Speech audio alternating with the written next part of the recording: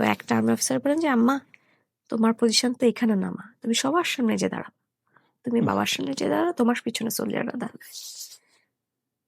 আমি বললাম, ঠিক আছে।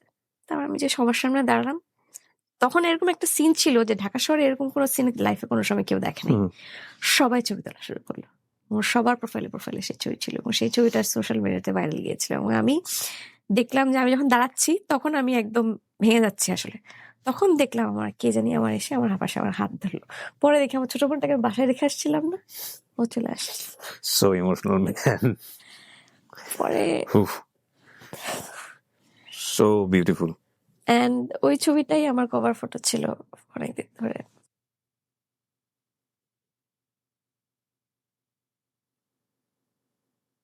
আসসালামু আলাইকুম প্রিয় দর্শক এবং শ্রোতা, বরাবরের মতো দোয়া এবং শুভকামনা জানিয়ে শুরু করছি ব্র্যান্ডিং বাংলাদেশের আরো একটি এপিসোড।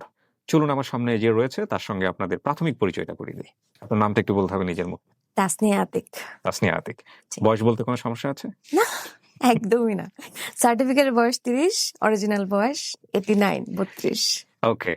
আমার জন্ম, আমার বাবা যেহেতু আর্মিতে ছিলেন, আমার জন্ম হচ্ছে চিটাগং ক্যান্টনমেন্টে সিএমএইচে। প্রথম যেটা মনে আছে যে আমাদের দিঘিনালা নামে একটা এলাকা ছিল, পার্বত্য চট্টগ্রামের একটা এলাকা। সেখানে একটা এরকম আধা পাকা কিছু ঘর ছিল আর্মি অফিসারদের জন্য, তাদের ফ্যামিলিদের জন্য। সো ওইখানেই আমার ফার্স্ট মেমোরি। আমার মনে আছে যে এরকম একটা পিছনে বিশাল বড় উঠান, পিছে দিয়ে পাহাড় নেমে গেছে। আমাদের খাওয়া দাওয়া থেকে শুরু করে আমাদের ফ্রেশ মাছ একদম আব্বু পুকুর থেকে ধরে আনতো। এন্ড আমাদের গাছপালা ছিল আশেপাশে, আমাদের নিজেদের পুরো সবজির বাগান ছিল, আম্মু নিজের হাতে করা। সো ওই মেমোরি গুলাই আমার আবছা মনে আছে যে আম্মু বাগান করছে, শিমের বাগান। শীতকালে আমি এরকম ছবিও আছে যে আম্মুর পাশে দাঁড়িয়ে আছি, আম্মু শিম ছিটছে, আমি পাশে দাঁড়িয়ে আম্মুর ঝুড়িটা ধরে আছি। এরকম অনেক মেমোরি আছে। আব্বু প্রথম একদম 3 বছর বয়স থেকে সব ধরনের রেকর্ডিং, ভিডিও রেকর্ডিং আমার লাইফে আছে। দ্যাটস মানে সামথিং ভেরি ডিফারেন্ট। আমি বলবো যে আমার লাইফের একটা অ্যাসেট এটা। সেই আমল থেকে রেকর্ডিং অনেক কিছু ওগুলো আছে আপনার কাছে? আছে। এই জিনিসগুলো আমি ক্যাসেটে ছিল ফার্স্টে, আমাদের যে টেপ ছিল ওই টেপে ছিল ফার্স্টে রেকর্ড করে। এত বড় বড় ক্যামেরা নিয়ে আসতো আব্বু অফিস থেকে। আমার মনে আছে যে ওইটাতে করে এসে একটা সোলজার, সে হচ্ছে আমি আব্বুর সাথে হাঁটতাম, সে দাঁড়া রেকর্ড করতো। একটা বই আছে, আমি যখন ছোট ছিলাম বইটার নাম। তো ওই বইটাতে আপনার একদম জন্মের পর থেকে কে কে দেখতে এসেছিলেন, কে কি দিয়েছেন, আমি কোন শব্দটা প্রথম বলেছি, আমার কি কোন আওয়াজ প্রথম বলেছি, কোন মা কবে বলেছি, বাবা কবে বলেছি, আমার প্রথম পেট কি ছিল, আমার কোন ইয়ে ছিল, সবগুলো ডিটেলস লেখা আছে।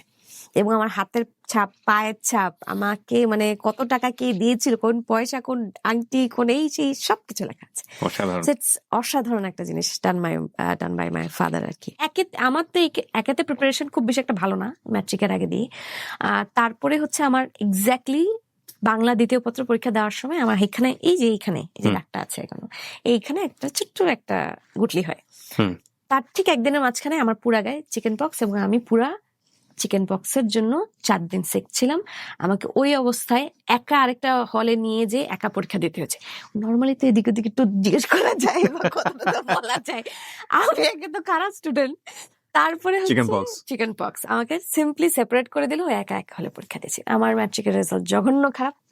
জঘন্য খারাপ বলতে কি রেজাল্ট? 3.9 হচ্ছে আউট অফ 5 যে আমি আটকে গেলাম। ওকে। এরপরে তো মানে প্রেশারটা তো আসলে ম্যাট্রিকের রেজাল্টের উপরে আপনার কলেজের ভর্তি হওয়ার একটা প্রেশার। এটা নিয়ে কিছু বলতো না বাসাতে? অবশ্যই বলতো। এবং আমার সবচেয়ে বেশি যে খারাপ লাগতো যে বিষয়টা, যে আব্বু আম্মু তো বলতোই, বাট আমরা যে সোসাইটিতে থাকতাম সেই সোসাইটিতেই first second girl, third girl, fourth boy এরা তো ছিলেন। তো তাদের জন্য আমি খুব বেশি মানে আমি একটা বস্তু ছিলাম যে এর মতো হওয়া যাবে না, এর মতো হওয়া যাবে না, যত জায়গাতে এরকম মতো খারাপ স্টুডেন্ট হওয়া যাবে না ভাই। আমার বাপ একটু লিবারেল ছিলেন আর কি। আমার বাবা আসলে, আম্মু এত কিছু না। আম্মু হচ্ছে কে পাশের বাসার কেউ একজন বলছে যে ওই রেজাল্ট খারাপ, এই তোর আজকে খবর আছে, তোর একদিন কি আমার একদিন, পিটায় ছাল তুলে দিবে। আমার মার কোনো না নাই আর কি, মায়েদের জন্য সে সবসময় একদম রেডি। আমি অঙ্কে খুব কাঁচা ছিলাম, খুব বাজে কাঁচা। কোনো সমস্যা নেই, আমার এখানে যারা আছে তারা মোটামুটি সবাই অঙ্কে কাঁচা। খুবই কাঁচা। এবং আমাকে আমার বাবা ডাক্তার বানাবে, নাইলে ফাইন্যান্সে পড়াবে। এখন কোনোটারই যোগ্য আমি না, ঠিক আছে। সো আমাকে তারপরও সে হায়ার ম্যাথস দিছে, ম্যাথস তো দিছেই, বায়োলজি দিছে, হায়ার ম্যাথস দিছে। ভাব বলা যে মেয়ে অঙ্কে কাছে, সে হায়ার ম্যাথসে কি পাবে? মরবি যখন ভালো করবি। ফেল টেল করানোর জন্য আমার বাবাকে প্রায় মানে কলেজে বা স্কুলে প্রেজেন্স দিতে হইতো, যে আপনার মেয়ে তো ডাব্বা মারছে, আসেন উত্তর দেন, কি হয়েছে আপনার মেয়ের, পড়াশোনা করে না কেন, হ্যান তেন। তো আমার বাবা একজন আর্মি অফিসার হয়ে যে বসে জবাবদিহিতা করতে হচ্ছে তাকে, সেটা সে খুব মানে ডিসগ্রেস ফিল করতো, খুব ডিসগ্রেস ফিল করতো, যে তোমার জন্য আমার বাবা, আমার জন্য কোনো সময় আমার বাপের যাওয়া লাগে না, তোমার জন্য আমার বারবার করে যাওয়া লাগে। তো এখন তা আবার আবেদন করতে হবে, কারণ 4 এর নিচে কোনো ওই স্কুলে পড়ার স্টুডেন্টই নিবে না। এখন আমি কই যাব? আপনি কেন পাবলিকে পড়তেন? আমি তখন শহীদ আনোয়ারের লাস্ট, আমি 8 মাস ছিলাম ওই স্কুলে। ওকে, মানে ওখানেই কলেজ আছে? ওইটা তো কলেজ আছেই, শহীদ আনোয়ারে তো কলেজ আছেই, আরো পাশে আদমজিও আছে। মানে আপনি কোথায় অ্যাপ্লাই করবেন সেটার জন্য হচ্ছেন না, বিকজ অফ আপনি 4 পান? আমাকে শহীদ আনোয়ারেই পড়তে হবে, এটাই ধারা ছিল আর কি। যে শহীদ আনোয়ারে 4 না পেলে নিবে না? এখন আমার 3.94 আমার সিজিপিএ। এখন আব্বু গেলেন আবার প্রিন্সিপালের কাছে, যে স্যার একটু দেন, আব্বু সিনিয়র ছিলেন। উনি বললেন যে না আতিক, তোমার মেরে আমি তো সায়েন্সে তো দিবই না, তোমার মেয়ের রেজাল্ট দেখছো, এই সেই হ্যান তেন। তা আব্বু তো বললেন যে স্যার একটু দেখেন। না না, অনেক হয়েছে, আর হবে না। তা আমার বাবা আবার ওখান থেকে উঠে গেলেন, উঠে গিয়ে বললেন যে তোমাকে স্কুলে পড়াবো না, খেপে গেছে, হ্যাঁ কলেজে পড়াবো না, চলো পাশের ইয়েতে যাও, এখানে আমার আছে আর্মির কলেজ আছে, আর্মির কলেজে ভর্তি করাই দেবো। আমি বললাম কোথায় আমি যাবো? বলে যে এই যে পাশে, যেখানে পড়াবো সেখানে পড়বো, এখন কোনো কথা নাই, ভর্তি হলে হয়েছে। ঠিক আছে, তারপর নিয়ে গেলেন আদমজিতে। যে দেখলেন যে আব্বু যে মিশনে ছিলেন, ওই মিশনেরই এক অফিসার ছিলেন। তা আমাদের আসলে আর্মি স্কুলগুলোতে খুব বেশি স্ট্রাগল করা যায় না, মানে আমাদের এই একটা কোটা আছে যে আমরা আর্মি স্কুলগুলোতে পড়তে পারি। তো ভর্তি করা দিলেন, বলে যে আব্বু জাস্ট ঢুকলেন ওই অফিসে, ঢুকে আমার বললেন যে এখানে দাঁড়া, চুপচাপ বসবাও না। আব্বু ঠিক আছে দাঁড়া থাকলাম, বলে যে মেহেদি দেখো, মেহেদি আঙ্কেল ছিল, বলে যে দেখো এই যে মেরে দিয়ে গেলাম, কি করবা পিটায় মায়েরা, যা ইচ্ছা তাই করে, এটা খালি মানুষ করে বাইর করো, আর কিছু লাগবে না, আমি তোমার দিয়ে তুই চলে গেলাম, যাও আমি যাই না, তুমি নিজে নিজে পড়তে যাও, এই যে এই যাও বলে চলে গেলাম। আমি তো পুরো আকাশ থেকে পড়ছি। আব্বু আমি কিসে পড়বো? অবশ্যই কমার্সে, তোমার সায়েন্সে কে নিবে? কোনো কলেজ নিবে না তোমার সায়েন্সে। আমি কমার্সে পড়বো? বলে হ্যাঁ, আমি তো সায়েন্সে ছিলাম সারা জীবন, আমি তো কমার্স কিছু বুঝবো না। কিছু করার নাই, যেমনি আসো সেমনি, আমি আর কিছু দেখতে পারবো না। সে এত চলে গেছে। আমি আব্বুকে আসলে রাগে এরকম দেখে অবস্থাটা পড়তে এলাম, একদম 0 থেকে স্টার্ট। তাহলে আমাকে বলেন, আপনি আমাকে উত্তরটা দেন, এই যে আমাকে হায়ার ম্যাথের টর্চার, এই যে বায়োলজির টর্চার গুলো সারা জীবনে করাইলেন, বাবা রিটায়ারমেন্টে যাচ্ছেন। So that is going nowhere. আব্বা এখানেই থাকবেন, আমরা ঢাকায় আলটিমেটলি সেটেল হব। সো আমার জন্য জিনিসটা আসলে একটা নতুন শুরু ছিল, যে এরপরে আর কোনো পোস্টিং হবে না, আমি কলেজটা অ্যাটলিস্ট এখানে শেষ করতে পারবো। কত সাল এটা? 2008 সাল, আদমজি 08 ব্যাচ। তো যে জিনিসটা আসলে ব্রেক থ্রু দিয়েছিল আমার লাইফে, সেটা হচ্ছে ক্লাসে স্যার একদিন আসলেন এবং বললেন যে প্রিফেক্টের জন্য, মানে কলেজ ক্যাপ্টেনের জন্য হচ্ছে অ্যাপ্লাই করতে হবে, এন্ড করতে হবে। আমি সাহস করে ফেলি, অ্যান্ড আমি ভোটে প্রিফেক্ট হয়েও যাই। অ্যান্ড একটা 3.94 সিজিপির একটা মেয়ে এরকম 150 স্টুডেন্টের মাঝখানে কলেজ প্রিফেক্ট হয়ে যাওয়া, দ্যাট ওয়াজ সামথিং যেটা আমি কখনো স্বপ্ন চিন্তা করিনি সেই আমলে। সো এটা আমি এখনো বলি যে এটা আমার লাইফের একটা ব্রেক থ্রু ছিল। আমার লাইফটা চেঞ্জ হয়েছে একদম সেম ওই পয়েন্ট থেকে, একদম এক্স্যাক্টলি ওই পয়েন্ট। এটা আমি বলতে চাচ্ছিলাম। এখন এখানে কিন্তু মান সম্মানের ব্যাপার, যা কিছু হোক, এই যে এতগুলো মানুষের রিপ্রেজেন্টেটিভ, তুমি রেজাল্ট খারাপ মানে শেষ। কলেজ লাইফ একমাত্র লাইফ যেখানে আমাকে কোনোদিন আমার বাবার কলেজে আসতে হয়নি, এবং প্রত্যেকটা টার্ম পেপারে পাস, আর কোনো কিছু না। এটা হচ্ছে একটা মানে লেজেন্ডারি ঘটনা। যাই হোক, সো কলেজের থেকে বেরোলাম, একটুর জন্য মিস করেছি, বাট আমার বাবা খুব মোর দেন হ্যাপি। 4.9 পেয়ে আমি আদমজি থেকে বের হই। অ্যান্ড তারপরে যে শুরু হয় হচ্ছে আমার বাবার, এই তোমাকে এখন ঢাকা বিশ্ববিদ্যালয় আইবিএ এই যেতে হবে, এখন ভর্তি পরীক্ষা। আমার বাবার ইচ্ছে ছিল আমি ফাইন্যান্সেই পড়বো, আমাকে ফাইন্যান্সেই পড়তে হবে। সেটা হচ্ছে আমাকে সে বারবার করে বলেছিলেন যে আমার শখ ইচ্ছা যে তুমি ফাইন্যান্সে পড়বা, ফাইন্যান্সে গ্রাজুয়েট হবা। আমার কোচিং এ উনি পড়াতেন। হ্যাঁ পড়াতেন। এন্ড অদ্ভুত ভাবে যে মানে প্রথম দেখাতেই মনে হলো হ্যাঁ ক্লাসে আসলে এতদিন কোথায় ছিল এরকম ব্যাপার স্যাপার। হ্যাঁ, তখন এই যে কিছু জিনিসের কোয়েশ্চেন আমি আসলে ইন্টারমিডিয়েটের টাইমে আমি যে এত পড়াশোনা করেছি আমার পুরো বই মুখস্থ। হুম। মানে আমি মানে পুরো বই চ্যাপ্টার ধরে আমার মুখস্থ থাকতো। ম্যানেজমেন্ট বলে উনি ম্যানেজমেন্ট পড়াতেন, তো ম্যানেজমেন্টে আমি অলরেডি পাওয়া আমার পুরো বই মুখস্থ। হুম। সো ক্লাসের এরকম ক্লাস স্যার অ্যাবসেন্ট থাকলে আমি যে ক্লাসে মাঝে মাঝে নোট লিখতাম, এরকম করতাম। So, আমি এই লেভেলের প্রো ছিলাম ম্যানেজমেন্ট, তো উনি ম্যানেজমেন্ট পড়াতেন। তো প্রথম দিন থেকেই আসলে দেখেই ভালো লাগে, প্রথম দেখাতেই ভালো লাগা তাকে। এন্ড আমি কয়েকটা ক্লাস করার পর আসলে তারপরে দেখলাম যে আমার হাত আর উঠে না নার্ভাসনেসের চোটে। আমি কিন্তু সব জানি উত্তর। ও বুঝতো, মানে টিচার বুঝতো? টিচার তো বুঝছে, ফার্স্টে আমাকে পরে যে আমাকে পরে বলেছে। আচ্ছা, ওকে, ফাইন, স্টেপ বাই স্টেপ যাই হোক। সো আমি যেই কারণটা হচ্ছে আমি আরো বেশি হয়ে যাই, এই ঠিক ঈদের ছুটির আগেই হচ্ছে কোচিং ছুটি ছিল, ছুটি দিল তখন হচ্ছে আমি তাকে হঠাৎ করে আর কি সবাই জিজ্ঞেস করছিল যে আপনি ঈদের সময় স্যার আমাদের সাথে দেখা করেন, আমাদের সাথে একটু গেট টুগেদার করেন, আমরা ঈদের সময় ওকে, ইউনিভার্সিটি স্টুডেন্ট তখন? ইউনিভার্সিটি, উনি ফাইন্যান্সে পড়তেন, এটা একটা কারণ।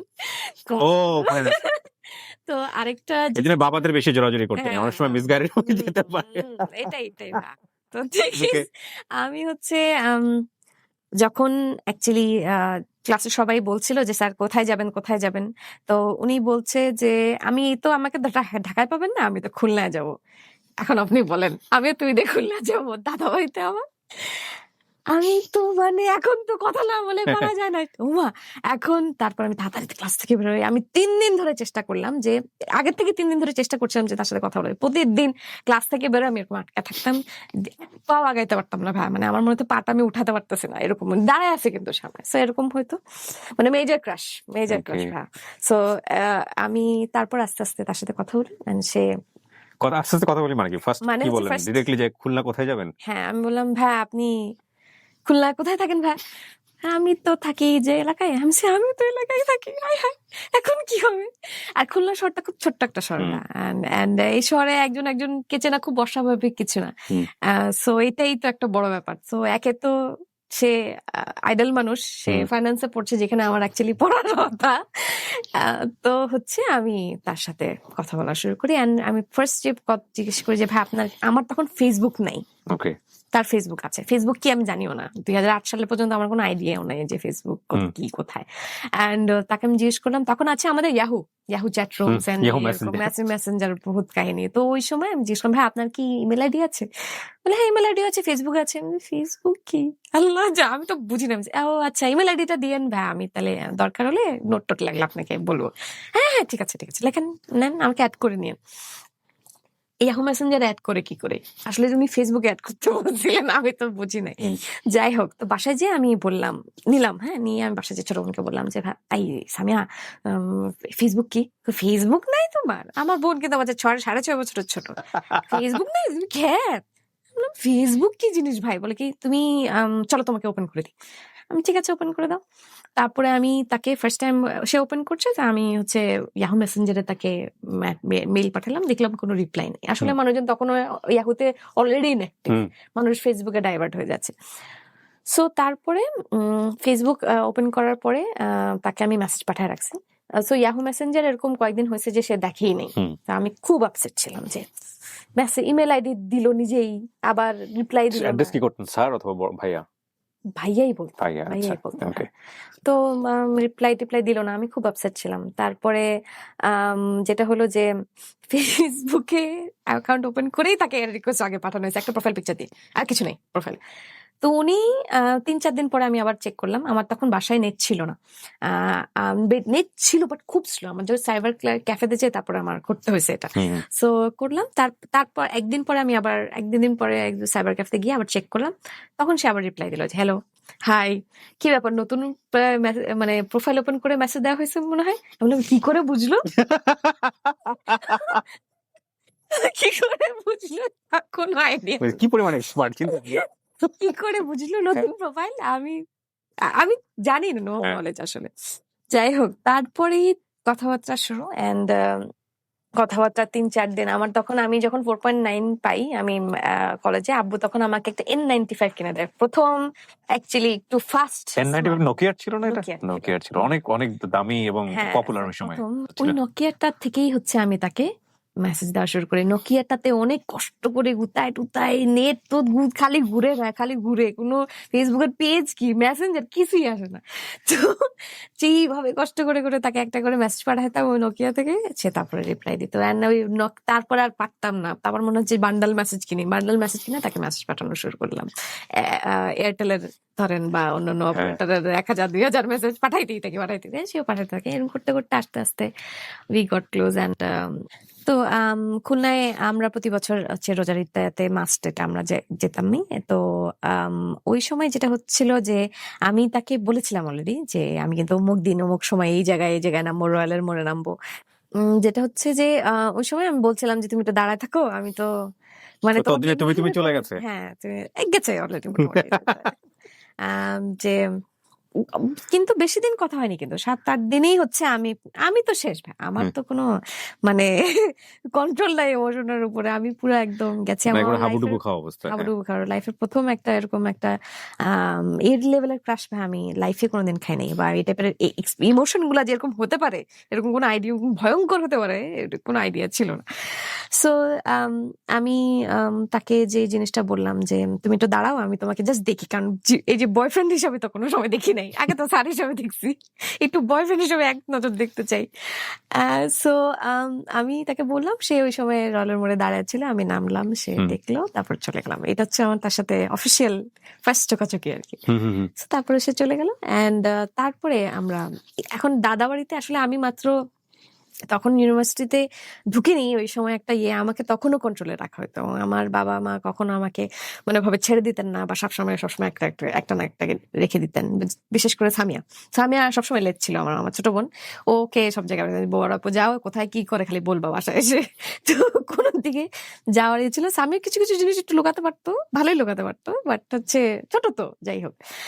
তো আমি হচ্ছে তার সাথে দেখা করি। আমার মনে আছে যে আমরা ভৈরব নদী আছে খুলনাতে, তো আমাকে প্রথম দিন নিয়ে ওইখানে আমরা ভৈরব নদীতে আমাকে নৌকায় উঠিয়ে দিয়েছিল, এবং আমি খুব মানে হতভম্ব হয়ে গেছিলাম যে খুলনায় এরকম একটা সুন্দর জায়গা আছে। প্রথম আমি বলি যে আমি তোমাকে পছন্দ করি। আমি ডাইরেক্ট জিজ্ঞেস করি, তুমি কি আমাকে পছন্দ করো? করলে আমাকে বলো, নাহলে আমার অবস্থা খুব খারাপ ভাই, আমি চলে যাবো।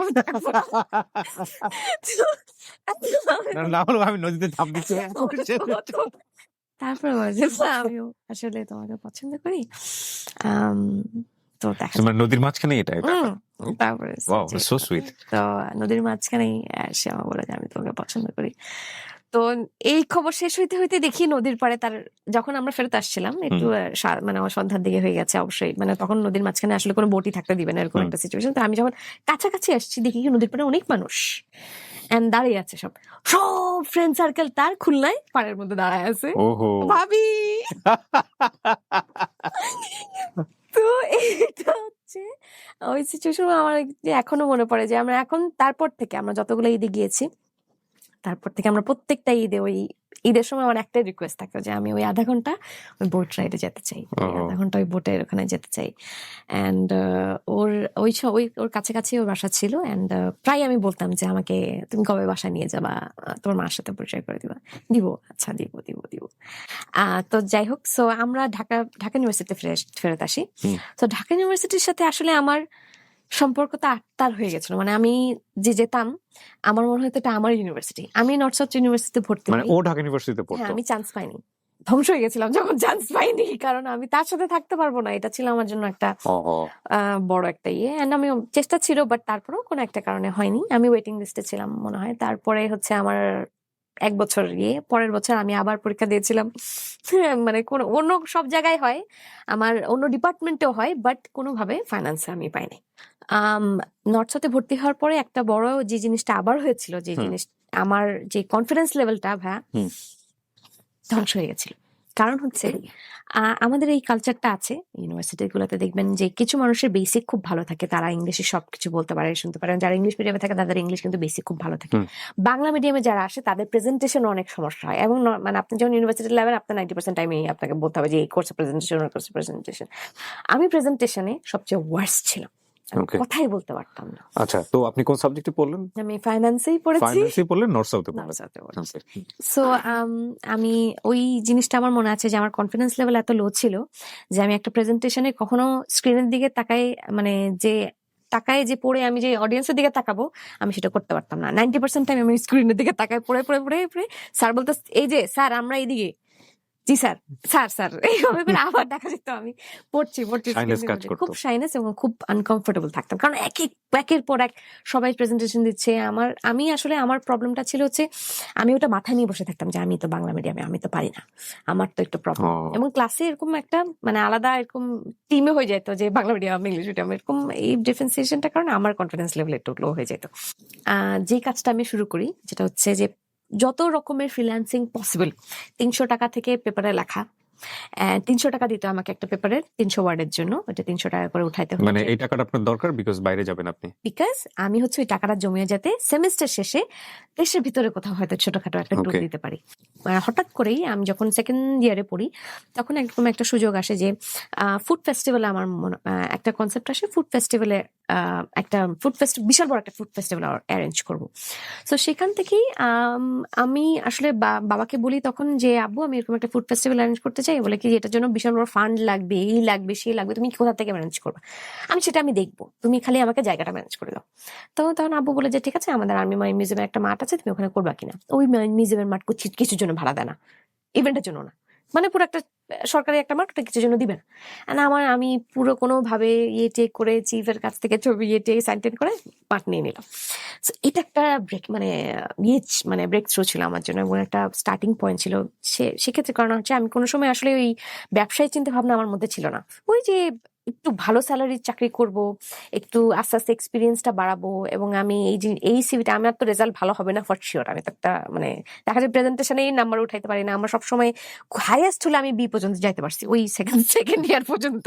এই চেহারা আমি দেখি না, কোনোদিনই দেখি নাই।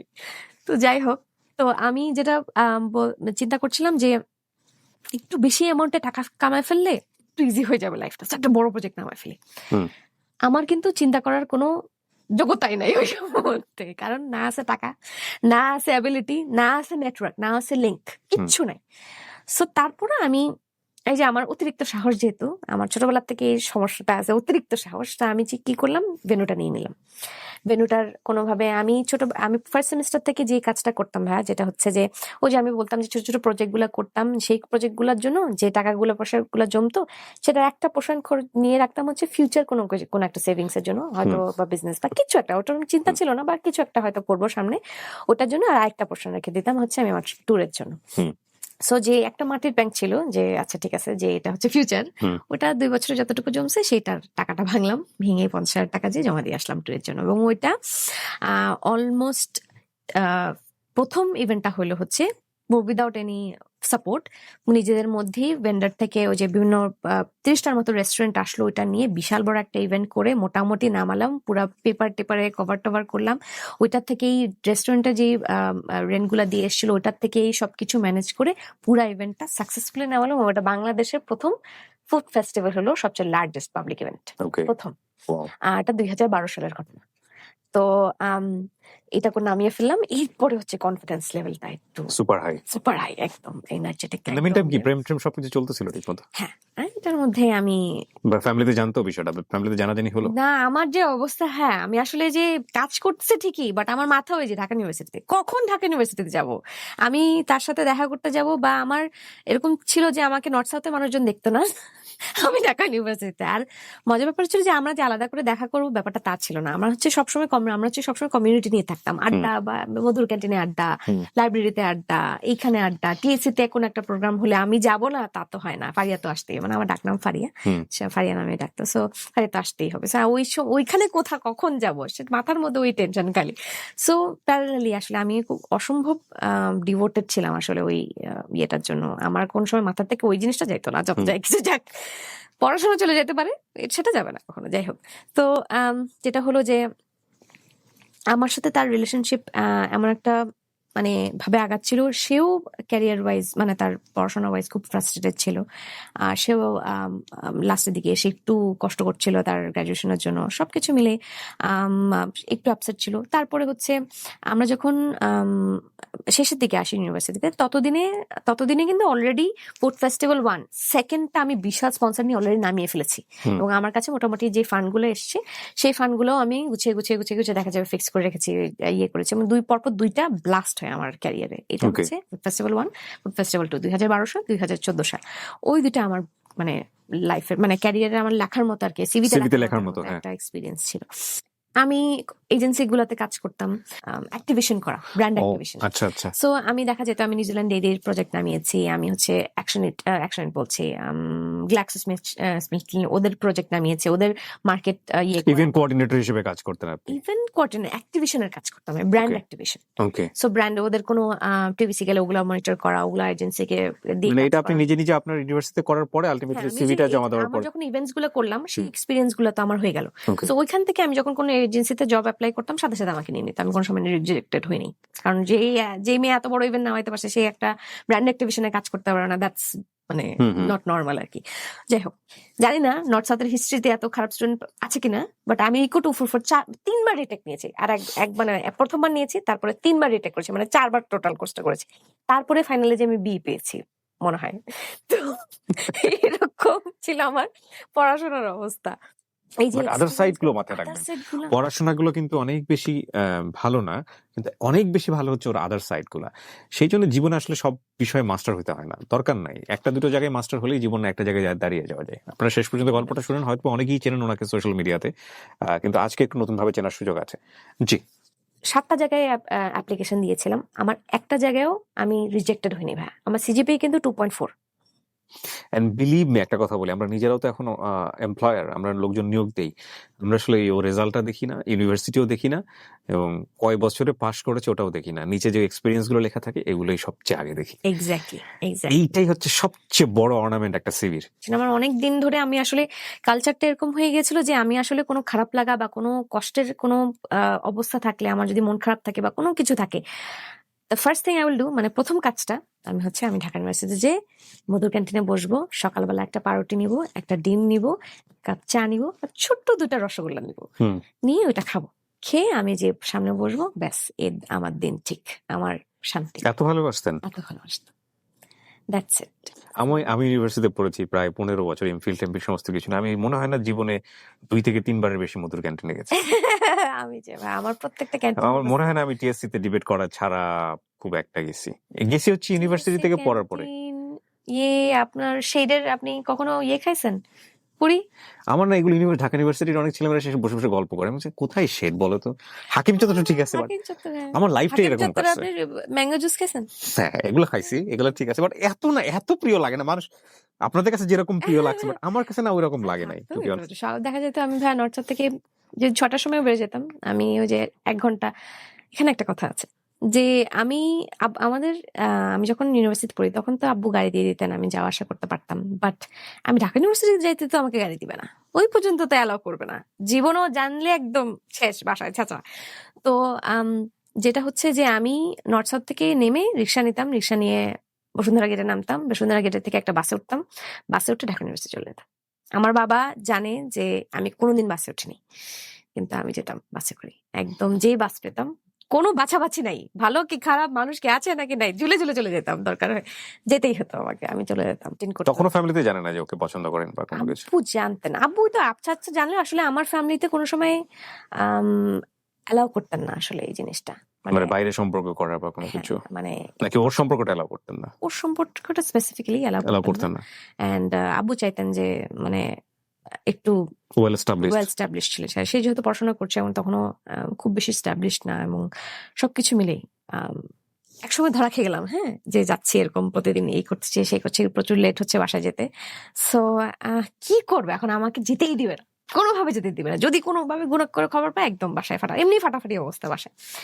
সো আমি বুদ্ধি বের করলাম যে আচ্ছা ঠিক আছে, আমি কোচিং এর কথা বলি। ইউনিভার্সিটিতে উঠে কিসের কোচিং? আব্বু আমি যে খারাপ স্টুডেন্ট তুমি তো এটা বুঝবা, ইউনিভার্সিটিতে পুরো ক্লাসের 90% মানুষজন কোচিং করে, আমি করবো না মানে? এখন তো বিপদ, এখন তো বলছে তো দিতেই হবে। কোচিং নিয়ে কিন্তু বাবা মারা খুব সিরিয়াস থাকে, বুঝছেন? আর কিছু না হোক, কোচিং শুনলে আমি বলি, না পড়বে তো। এই যত দুর্ঘটনা সব হ্যাঁ, কোচিং এ, সব এটাও মাথায় রাখেন। তো আমি বানাইলাম যে কোচিং আচ্ছা। এর লোকজন আমার উপর খেপে যাবে। আমি চিন্তা করেন আমি কি পরিমাণ ছাগল। তো কথা হচ্ছে আমি আব্বুকে বললাম যে আমার কোচিং এ যেতে হবে, ঢাকা ইউনিভার্সিটিতে একটা ভালো টিচার আছে। তো সবার শুনে তো বুঝছি, আচ্ছা আসলে ভালো টিচার আছে? আমি বলছি, হ্যাঁ, আর কোথায় পাবো বাবা বলো? ঢাকা ইউনিভার্সিটির টিচার গুলো আছে, তুমি তাদের সাথে, তোমার নিজের ফ্রেন্ডই তো তোমার ডিন একজন, তুমি কি বলো এগুলা? তো সে তো আচ্ছা ঠিক আছে, কি করতে হবে? যে প্রতি শুক্রবার যেতে হবে। শুক্রবার?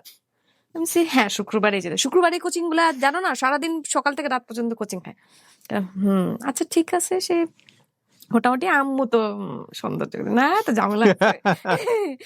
যাই হোক, তারপরে কোনোভাবে কনভিন্স করা গেল। এই আমি প্রায় 1 বছর শুক্রবারে যেতাম, যেতাম, পড়তাম কিছুটা, বাট ওই ম্যাক্সিমামই হচ্ছে ঘোরাফেরা আর কি। তো যেতাম, যে ঘুরে টুরে চলে আসতাম। And 1 মাস শেষে আব্বু আমাকে জিজ্ঞেস করে, এই তোমার কোচিং এর বেতন কত? আমি, কিসের বেতন? আচ্ছা ও বেতন মাই গড। দিতে হবে তো। আমি বেতন, আমি তো মাথায় আমি কত টাকা বলবো, আমি 1,000 টাকা। 1,000 টাকা কোন বেতন হয় নাকি? ছাগল টাকা জিজ্ঞেস করে আসো ঠিক মতো। আমি বললাম কি বলবো এখন? বলে যে আর বলো কিছু একটা। তারপরে সে আমাকে একটা অ্যামাউন্ট দিত প্রতি মাসে। ওইটা আলটিমেটলি হচ্ছে হলো হ্যাঁ, নিজেরা মাইকেল নিজেরা। ব্যাংকে যাইতো আমার। মানে আমার একটা জিনিস খারাপ লাগতো যে ও এত ট্যালেন্টেড ছিল, কোনো কিছু তো কনস্ট্যান্ট ছিল না। এই জিনিসটা আমাকে খুব মানে নাড়া দিত যে তুমি আমার চেয়ে আরো বড় সিনিয়র 3-4 বছরে, তুমি এখনো কেন ইয়ে করছো না? সো আমি ওই ওই ইস্যুটা ছিলই আসলে আমাদের মাঝখানে। কোনোদিনই ওই মানে স্টেবিলিটির ইস্যুটা যায় নাই। কোনো সময় ও স্টেবল না, আমি তো আমি চেষ্টাই করছি স্টেবল হয়ে যাওয়ার, বাট সে কোনো সময় স্টেবল ছিল না। এটা একটা বড় ইস্যু ছিল। আহ সো তারপরও তার ফ্যামিলি থেকেও আমাকে একটা বক্তব্য করা হয় যে মেয়ে তো সুন্দর না। ও সো এটা আমার খুব আমার মাকে এসে একদিন কাঁদতে কাঁদতে বলে দিয়েছিলাম যে মা দেখো, আমি এত বছর ধরে আপনি আছি। কিভাবে জানেন মেয়েটা সুন্দর না? এটা আপনার কানে আসছে কিভাবে? সেই বলেছে, এবং সেটার জন্য আরো কষ্ট পেয়েছি যে সে বলেছে আমাকে, এরকম একটা কমেন্ট করেছে আমাকে নিয়ে। সো আমি ইউ আর সো বিউটিফুল মাশাআল্লাহ। এখন কিভাবে বললাম আমি বুঝলাম না। ভাই কি হয়েছিল? আপনার চোখে কোনো সমস্যা ছিল নাকি? যাই হোক, সো তার মান নজরে আমি সুন্দর ছিলাম না, ওইটা আমাকে অনেক বেশি ইয়ে করেছিল, এবং তারা কোনোভাবেই রাজি ছিল না, তারাই রাজি না। ও তারাই রাজি না। হ্যাঁ, তো আমি তো আর কি বলবো, যাই হোক, আমি আমার বাবা মাকে, আমার যে অবস্থা ছিল, আমি বাবা মাকে কোনোভাবে কনভিন্স করতে পারতাম। জিনিসটা 1 বছর 2 বছর করতে করতে 6-7 বছরে যখন চলে গেল, তখন আসলে এমন একটা সিচুয়েশন যে আমার বাবা মা আমাকে যে কোনো মূল্যে বিয়ে দিয়ে দিবে। আমার গ্রাজুয়েশন শেষ, আমি চাকরিতে ঢুকে গেছি। হ্যাঁ। সো যে কোনো মূল্যে আমাকে এখন সেটেল হইতে হবে, কারণ আমার যদি কোনো পছন্দ না থাকে, তুমি বলো, বা তার যে পছন্দ, ছেলের পছন্দ আছে, তাকে নিয়ে আসো। আচ্ছা। সামনে নিয়ে আসো। সেটা তো তুমি করবা না, সেটা তো তুমি করছো না। ওকে আসতেছিল না আপনার ফ্যামিলিতে? It's very strange. Very strange. এবং আমাকে কোনো সময় নিয়ে যায় নাই তাদের বাসায়, এবং আমি খুলনায় থাকতাম প্রতি বছর, তার সাথে আমার ঈদে দেখা হইতো। তো নেভার হ্যাপেন্ড। আপনি এই জিনিসগুলো জিজ্ঞেস করতেন না যে কেন এটা, কেন নিচ্ছ না, কি সমস্যা? আজকে কালকে এরকম করে করে 6-7 বছর চলে গেছে। তারপরে আমি আমি হতাশ হয়ে গেছিলাম আসলে। ওই সময় আমি তাকে যে কিছু বলবো, আমার আর আসলে পড়তে ইচ্ছা হতো না। So আমি একটু একটু করে আমি আসলে স্কিপ করার চেষ্টা স্কিপ করছি। করার চেষ্টা করতাম। আমি আমার কাজে ব্যাক করার চেষ্টা করতাম, বাট ওটা নিয়ে আমি খুব কষ্ট পেতাম। তো বাবা মার 25তম অ্যানিভার্সারি যেদিন হয়, সেদিন আব্বুর সব বন্ধু বান্ধব, আব্বুর কোর্সমেটরা আসেন, তাদের ওয়াইফরা আসেন, সবাই আসেন। এবং সে যে কেকটা বানানো হচ্ছিল, সেই কেকটা আমি নিজের হাতে বানাই। একটা বউ আর একটা একটা ছবিও আছে আমার কাছে। একটা বউ আর একটা জামাইয়ের একটা নিয়ে, আমি নতুন নতুন ফন্ডেন্টের, আমি কিন্তু বেকিং খুব ভালো ছিলাম ছোটবেলা থেকে। তো আমি বিভিন্ন কোর্স করি, মাঝখানে আমার এই জিনিসগুলো খুব যে যখনই কোনো কিছুতে যাই, সেটার জন্য স্পেশালাইজড করার জন্য কিছু না কিছু করে রাখি। আচ্ছা, এটা একটু রিসার্চ, অথবা এটার একটা কোর্স, ওটার একটা কোর্স। সো যাই হোক, সো এটার একটা ওই প্রথম কোর্সে কেক প্র্যাকটিস করছিলাম কয়েকদিন ধরে। আব্বু প্রতিদিন রাতে এটা উঠে দেখতো যে 4টা-5টা পর্যন্ত আমি কেকের কাজ করছি বসে বসে, শখের কিন্তু এটা। সো ওই কেকটা আমি বানাই, এন্ড আব্বু সব কোর্সমেটদের ডাকেন, এন্ড সবাই আসে, সবাই মিলে কেক কাটা হয়। এন্ড সে তখন বলেন যে আমি সবাইকে একটা কথা বলতে চাই, আমার মেয়ে হচ্ছে মাত্র গ্রাজুয়েশন শেষ করলো, সবাই ওকে একটা দোয়া দিও। এন্ড আমি খুব প্রাউড যে আমার মেয়ে গ্রাজুয়েট। এটা নিয়ে খুব বলছিলেন। তো 8 আগস্টের 7 তারিখের কথা। তারপরে আব্বুর সাথে এই যে এইসব জিনিস নিয়ে আমার বাবা আবার খুব ওপেন। যখনই পার্সোনাল লাইফে যখনই কোনো কথা বলতে হবে, সে চুপ, সে কোনো কথা বলবে না। পার্সোনাল যত যা কিছু হোক, রিলেশনশিপের ব্যাপার হোক, বিয়ে নিয়ে কথা হোক, আম্মুকে বলবে, আমাকে বলবে না। সো এইটা নিয়ে একটু মোড়ামুড়ি চলছিল, বিকজ আমি পছন্দেই বিয়ে করতে চাই, সে দিবে না, অ্যান্ড কোনোভাবেই হবে না, এটা রাজি না, সে কোনোভাবেই ইয়ে হবে না। আস বলছে যে আমি মানে এরকম চলতে থাকলে আমি মরেই যাব, তোমার আর বিয়ে হবে না, এরকম কথাবার্তা বলছিল। যে আমার আমার খুব খারাপ লাগছে, আমার খুবই কষ্ট পেয়েছি আমি। ততদিনে আমি তাকে ফোন করে অলরেডি বলে দিছি যে আসলে আমার মনে হয় না তোমার ফ্যামিলি থেকে ইয়ে হবে, আর আমি পারবো না এভাবে, দরকার হলে আমি বিয়েই করবো না, বাট আমি এভাবে থাকতে পারবো না। এভাবে একটা আশা নিয়ে 8 বছর ধরে আমি বসে আছি, তুমি 7 বছর ধরে বসে আছি আমি এভাবে চলতে পারবো না। যাই হোক, তারপর তখন থেকে আমার তার সাথে একটু কথাবার্তা আমি একটু কম বলতাম, বা দূরত্ব তৈরি দূরত্ব হচ্ছিল তৈরি আমি নিজেই করে ফেলছিলাম। আমি একটু মানে আমার বিকজ আপনি কষ্ট ফিউচার থেকে- দেখতে পাচ্ছিলেন না। কষ্টের থেকে আমি করে ফেলছিলাম না, আসলে আমি পারতেছিলাম না। এবং আশেপাশের বিভিন্ন মানুষ তার রিলেটেড আমাকে ফোন দিতাম, বলতাম যে এই আসলে সিচুয়েশন, আমি কি করবো এখন। এখন শোন ভাই, আমি এর আগেও কয়েকবার চাকরির অ্যাটেম্প নিয়েছি, বাট আমি কোনো জায়গায় 4 মাসের বেশি টিকতে পারি না। এক্সপিরিয়েন্স আছে 4 মাস, বাট 4 মাসের বেশি আমাকে কোনোদিন আমাকে একটা চাকরিতে রাখতে পারেনি। গতানুগতিক ওই যে 7টা টু 5টা বা 9টা টু 5টা যে টাইমটা, ওইটা করলে আমার সোশ্যালাইজেশনের টাইমটা থাকে না, এনার্জি থাকে না। আপনি বললেন বলে আমি বলি, আমি মাঝখানে 1 মিনিট সময় নিচ্ছি। আমার কেন জানি মনে হচ্ছে যে 8টা টু 5টার যে জবটা আছে, হ্যাঁ মানে এই 8টা টু 5টার জবটা আসলে এক ধরনের মানুষের জীবনের সবচাইতে বড় অপচয় হচ্ছে হলো এই টর্চার না একটা? যারা ক্রিয়েটিভ, যারা কাজ পারে, অফিসে 1 ঘন্টা 2 ঘন্টা সময় দিলেই এনাফ। Enough, exactly. বাকি 6 ঘন্টা বসে থাকতে হয়। টাইম ঠিক মতন আসলে 3 দিন পরে তার স্যালারি কাটা, অমুক কাটা, তমুক কাটা। This are the very primitive system. এবং আমি মনে করি এইটা আসলে ওয়ার্ক প্রোডাক্টিভিটি বাড়ায় না, বরং পারলে আওয়ার বেসিস করে ফেলেন। হ্যাঁ, আওয়ার বেসিস, ঘন্টায় ঘন্টায় পে করা হবে, আওয়ার বেসিস করে ফেলেন। এটা ওর্স্ট সিস্টেম আমি মনে করি। এটা আমাদের সরকারি চাকরিতে আছে, সেটা ডিফারেন্ট। সরকারি চাকরি নিয়ে আমি কথা বলছি না, আমার 16 বছরের কর্পোরেট লাইফ, সেখান থেকে আমি কথা বলতেছি। 8 ঘন্টা জব আসলে যারা কাজ পারে তাদের জন্য এটা একটা ওয়েস্ট অফ টাইম, এবং টাইম ওয়েস্ট করা মানে হচ্ছে লাইফ ওয়েস্ট করা, আমি মনে করি। So this is not perfect. হঠাৎ করে দেখলাম যে রাস্তার পাশে এরকম একটা কনস্ট্রাকশনের জায়গা, আমার ঠিক বিল্ডিং এর থেকে বের হই আর কি, আমাদের ডিউটিস থেকে বের হই, মিরপুর ডিওএইচএস, ডিউটিস এর সামনে। মিরপুর তখন ডিওএইচএস তো এই চোখের সামনে হলো, কয়দিন আগে হলো। শোনাই মানে কিছু ওই নাই। ওই সময় শাগুফতা এমন একটা আমি ছিলাম, আমি জায়গা- সাংবাদিক প্লটে ছিলাম, মিরপুর 12 নম্বরে। So I know it very well কি হ্যাঁ, ছিল তো এইসব এরিয়া। ওই সময় দুই পাশে গাছপালা, ইভেন যে রাস্তাটা হয়েছে এখন বনানীর দিক থেকে, যে রাস্তাটা আমার মনে আছে দুই পাশে ছিল একদম খাল, মনে হচ্ছে যে দুই সমুদ্রের মাঝখান দিয়ে হাঁটতেছে। এক্স্যাক্টলি। তা এখন গেলে চেনাই যায় না। এটা এইখানেই ওই যে ফার্স্ট একটা জায়গা দেখলাম যে একটু কনস্ট্রাকশন হচ্ছে, তা আমার মনে হলো যে আচ্ছা, কিছু দোকান, আমি একটু নামি। তো নামছি, আমি নেমে না চলে গেছি ভিতরে। আমার এই জিনিসটা একটা ছিল যে ভাই আমি কোনো সময় কোনো কিছুর জন্য ওয়েট করতাম না, ওকে, মানে ইনস্ট্যান্ট ওই তখনই লাগবে আমার। তো আমি থাপ করে নেমে গেছি গাড়িতে। আমি গাড়ি চালা যাচ্ছিলাম আর কি, তখন অফিস থেকে আমাকে গাড়ি দিয়েছে। সো আমি গাড়ি চালায় যাচ্ছিলাম, তো নেমে গেলাম। নেমে আমি জিজ্ঞেস করলাম যে এখানে কি হচ্ছে, বলে কি এখানে তো দোকান হচ্ছে, দোকান ভাড়া দিবি। আমি তো আর কিসের দোকান, আচ্ছা ঠিক আছে। আমার তো খুব শখ ছিলাম ছোটবেলা থেকে রান্না বান্নায় খুব ভালো হয়। এন্ড আম্মু যেহেতু রাঁধুনি ছিলেন, আম্মুর পাশাপাশি থেকে অনেক কিছু শিখেছি। বেকিং এ যে ভালো বলছিলাম যে আসলে বেকিংটার প্রতি আমার প্যাশনটা অন্যরকম। সো রান্না বান্নার প্রতিও। তো হচ্ছে আমি জিজ্ঞেস করলাম যে কিসে দিবেন, রেস্টুরেন্ট দিবে কিনা। তখন বললো যে মনে হয় দিবে, আপনি স্যারের সাথে কথা বলেন।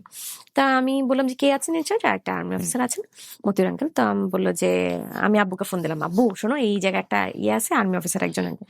আরে ও তো আমার জুনিয়র ক্লোজ, তুমি জানো, ওরা তো খুব ভালো করেছে, দাঁড়া আমি করে ফোন দিচ্ছি। তা এইসব লিঙ্ক যখন লাগতো তখন আমি আব্বুকে বলতাম। তো আব্বুকে বললাম, আব্বু ফার্স্ট বলে কি করবা তুমি, তোমার কাছে টাকা আছে, তুমি যে দিবা, তুমি আমি কোনো টাকা পয়সা দিতে পারবো না, তোমার লাগবে না টাকা পয়সা, আমি দিয়ে দিব না, কত টাকা নেবে। তো জিজ্ঞেস করলাম, তো বললো যে আব্বু কথা বলে যে মতিউর এরকম আমার মেয়ে দিবে। স্যার আপনার মেয়ে তো সমস্যাই নেই, আমি তো ভাড়া দিতাম এটা হ্যান ত্যান। তো ঠিক আছে ফাইন, কত, এরকম 2 লাখ টাকা দিতে হবে। 2 লাখ? কত সালের ঘটনা এটা? তখন হচ্ছে 2015 সাল। 2015 সাল, বেশি তো আগে না, মাত্র 6 বছর আগে। তখন আমি তো মাত্র, আমার কাছে তো 2 লাখ টাকা অনেক অনেক টাকা। টাকা। তো আমি তখন জিজ্ঞেস করলাম যে আব্বু আমি দরকার না, আমি কোনো টাকা পয়সা দিতে পারবো না, বলছি আগে হ্যান ত্যান, কি করবো। তো আমার যে মাটির ব্যাংকের 50,000 টাকা ছিল, সেই 50,000 ভাঙলেন, ভাঙার পরে 50,000 পেলেন? পাইলাম। আচ্ছা এখন তো আরো 1.5 লাখ লাগবে। তো হচ্ছে আমার ফ্রেন্ড ছিল, তাদের 3জন ফ্রেন্ড নিলাম আমরা, 3জন ফ্রেন্ড আর আমি, টোটাল 4জন মিলে আমরা শুরু করলাম হচ্ছে চিলার্স নামে একটা রেস্টুরেন্ট দিব। চিলার্স, হ্যাঁ, আমাদের রানিং ক্যাপিটাল বলতে শূন্য, মানে যা আসবে তাই আর কি, এরকম একটা ব্যাপার। তো মজার ব্যাপার হচ্ছে যেদিন থেকে আমরা নামটা সিলেক্ট করলো কে? চিলার্স সিলেক্ট করলাম, আমি সিলেক্ট করলাম। নামটা আসলে কিভাবে? মানে জিনিসটা হচ্ছে একটা ঠান্ডা শেক সেল করবো আমরা, শেক দিয়ে সেই চিল থেকে চিলার্স চিলার্স। থেকে চিলার্স ওকে, শুরু করবো। তো শেকস আমি ভালো পারি, আমি বাসায় রেগুলারলি বানাই। এটা একটা গল্প, চিলার্স নিয়ে একটা খুব সুন্দর গল্প আছে, আমি বলবো আমার পার্সোনাল লাইফের গল্প। আসবে, চলেন তারপর। হ্যাঁ, আপনাকে আমি নক দিয়েছিলাম 3 বছর 4 বছর আগে, 2015 সালে 2015 সালে একটা ঘটনার প্রেক্ষাপটে। সেই দিন আগে, কিছুদিন আগে বোধহয় উনি আমার টেক্সট সিন করেছে। ভিআইপি পার্সন রে ভাই। কিবরিয়া ভাই যে আমার প্রোফাইলে আছে এটা আমি জানতাম না। এটা একটা ইনসিডেন্ট আছে, আমি যাই স্টোরি, আপনার সাথে আমারও একটা স্টোরি আছে, আমি বলবো আপনার এই চিলার্স এর সাথে। হ্যাঁ বলেন তারপর।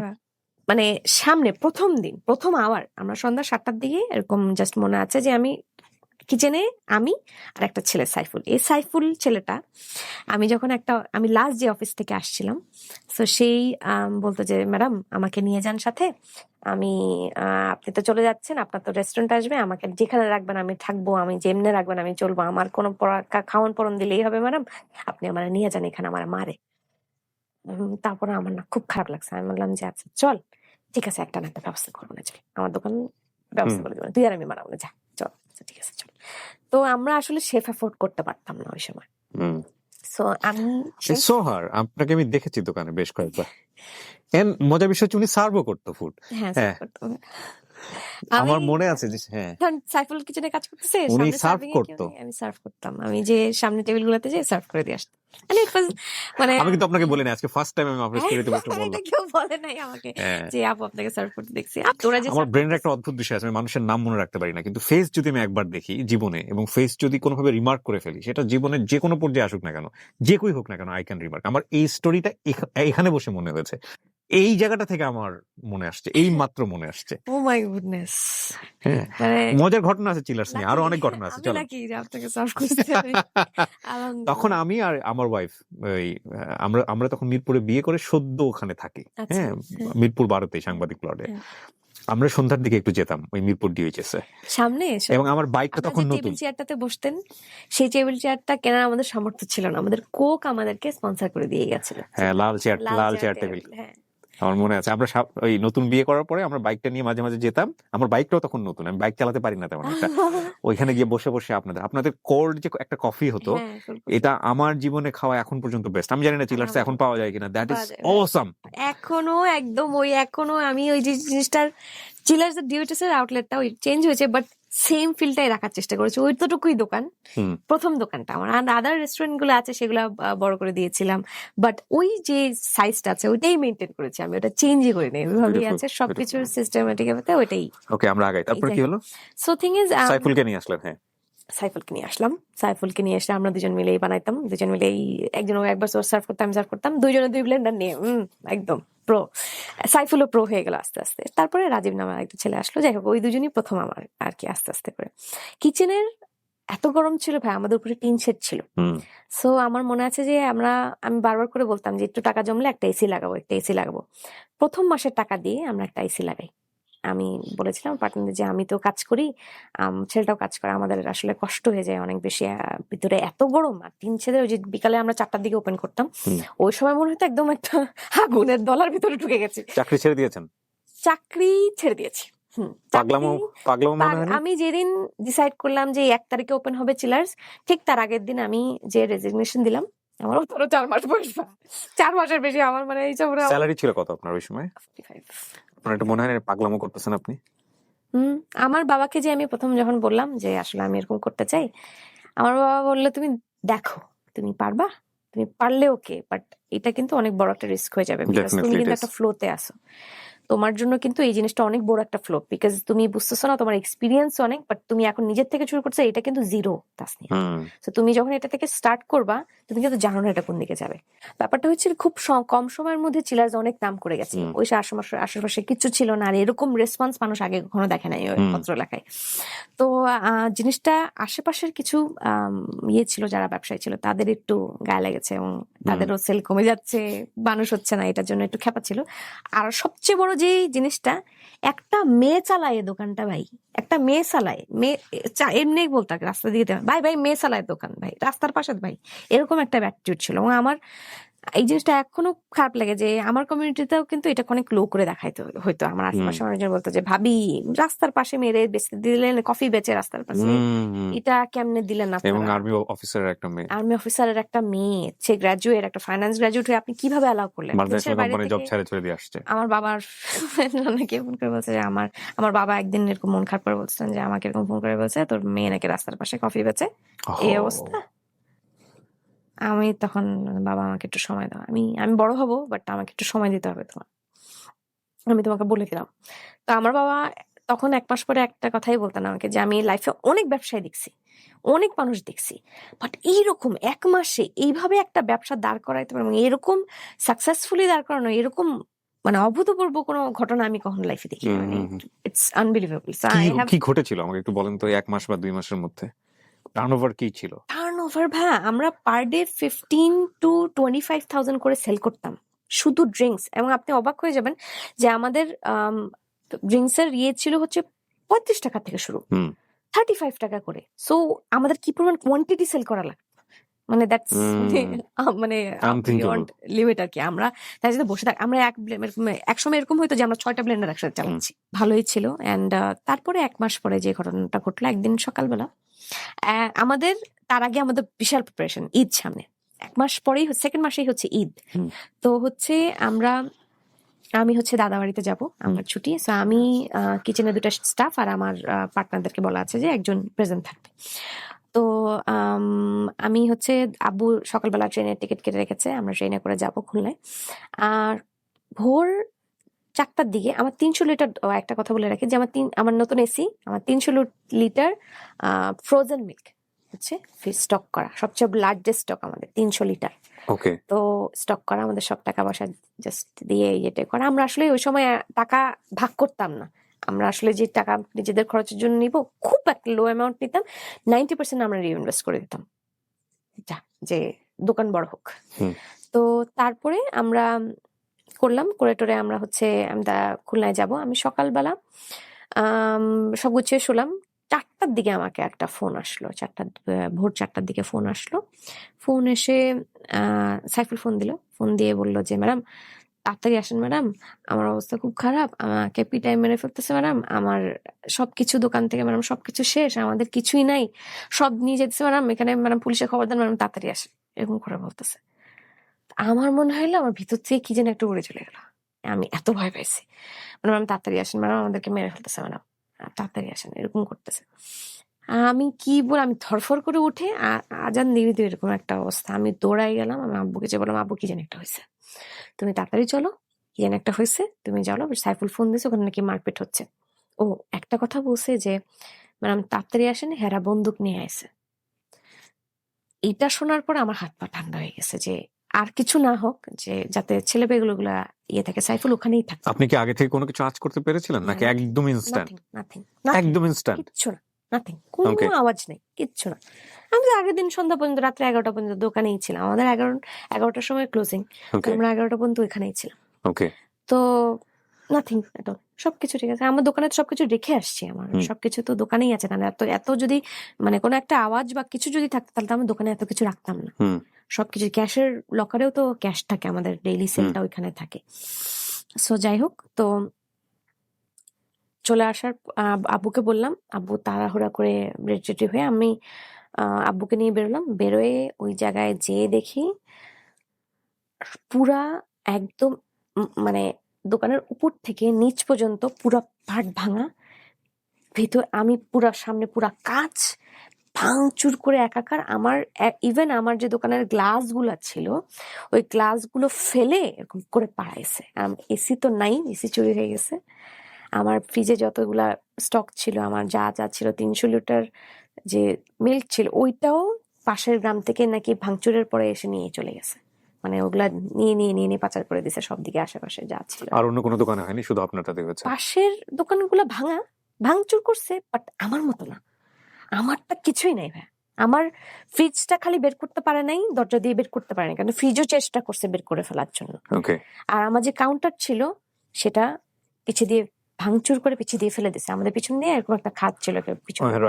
তো ওখানে ওগুলো এখন নাই, ওই খাটটা এখন নাই। সাইফুলকেও ওই দোতলা থেকে ফেলে দেওয়া হয়েছিল, সে মানে এরকম অবস্থা ছিল আর কি, ভাঙচুর করে বন্দুক নিয়ে এসে মানুষজনকে ভয় ভীতি দেখায়, হচ্ছে যে দোকান যদি খুলছিস তো খবর আছে, আজকে খালি ফালাই গেলাম নেক্সট দিন। ও মানে দোকান খুলতে পারবি না, এখানে দোকান করতে পারবি না। তো আমি জানি না ভাই আমি এটা কেমনে সহ্য করছি, আমি বলতে পারবো না। ইনস্ট্যান্টলি কি ছিল ওই মুহূর্তে? আমি গিয়ে আমি ওখানে ছেলেটাকে ধরে জড়ায় ধরে কেঁদে দিছিলাম যে কি হইলো এটা লাইফে, কত কষ্ট করে আসলে নতুন একটা জিনিস শুরু করা, এন্ড 1 মাসের মধ্যে এই ঘটনা? আমার সেই 50,000 টাকা ভাই, আমার মাটির ব্যাংকের 50,000 টাকা দিয়ে আমি দোকানটা শুরু করছি।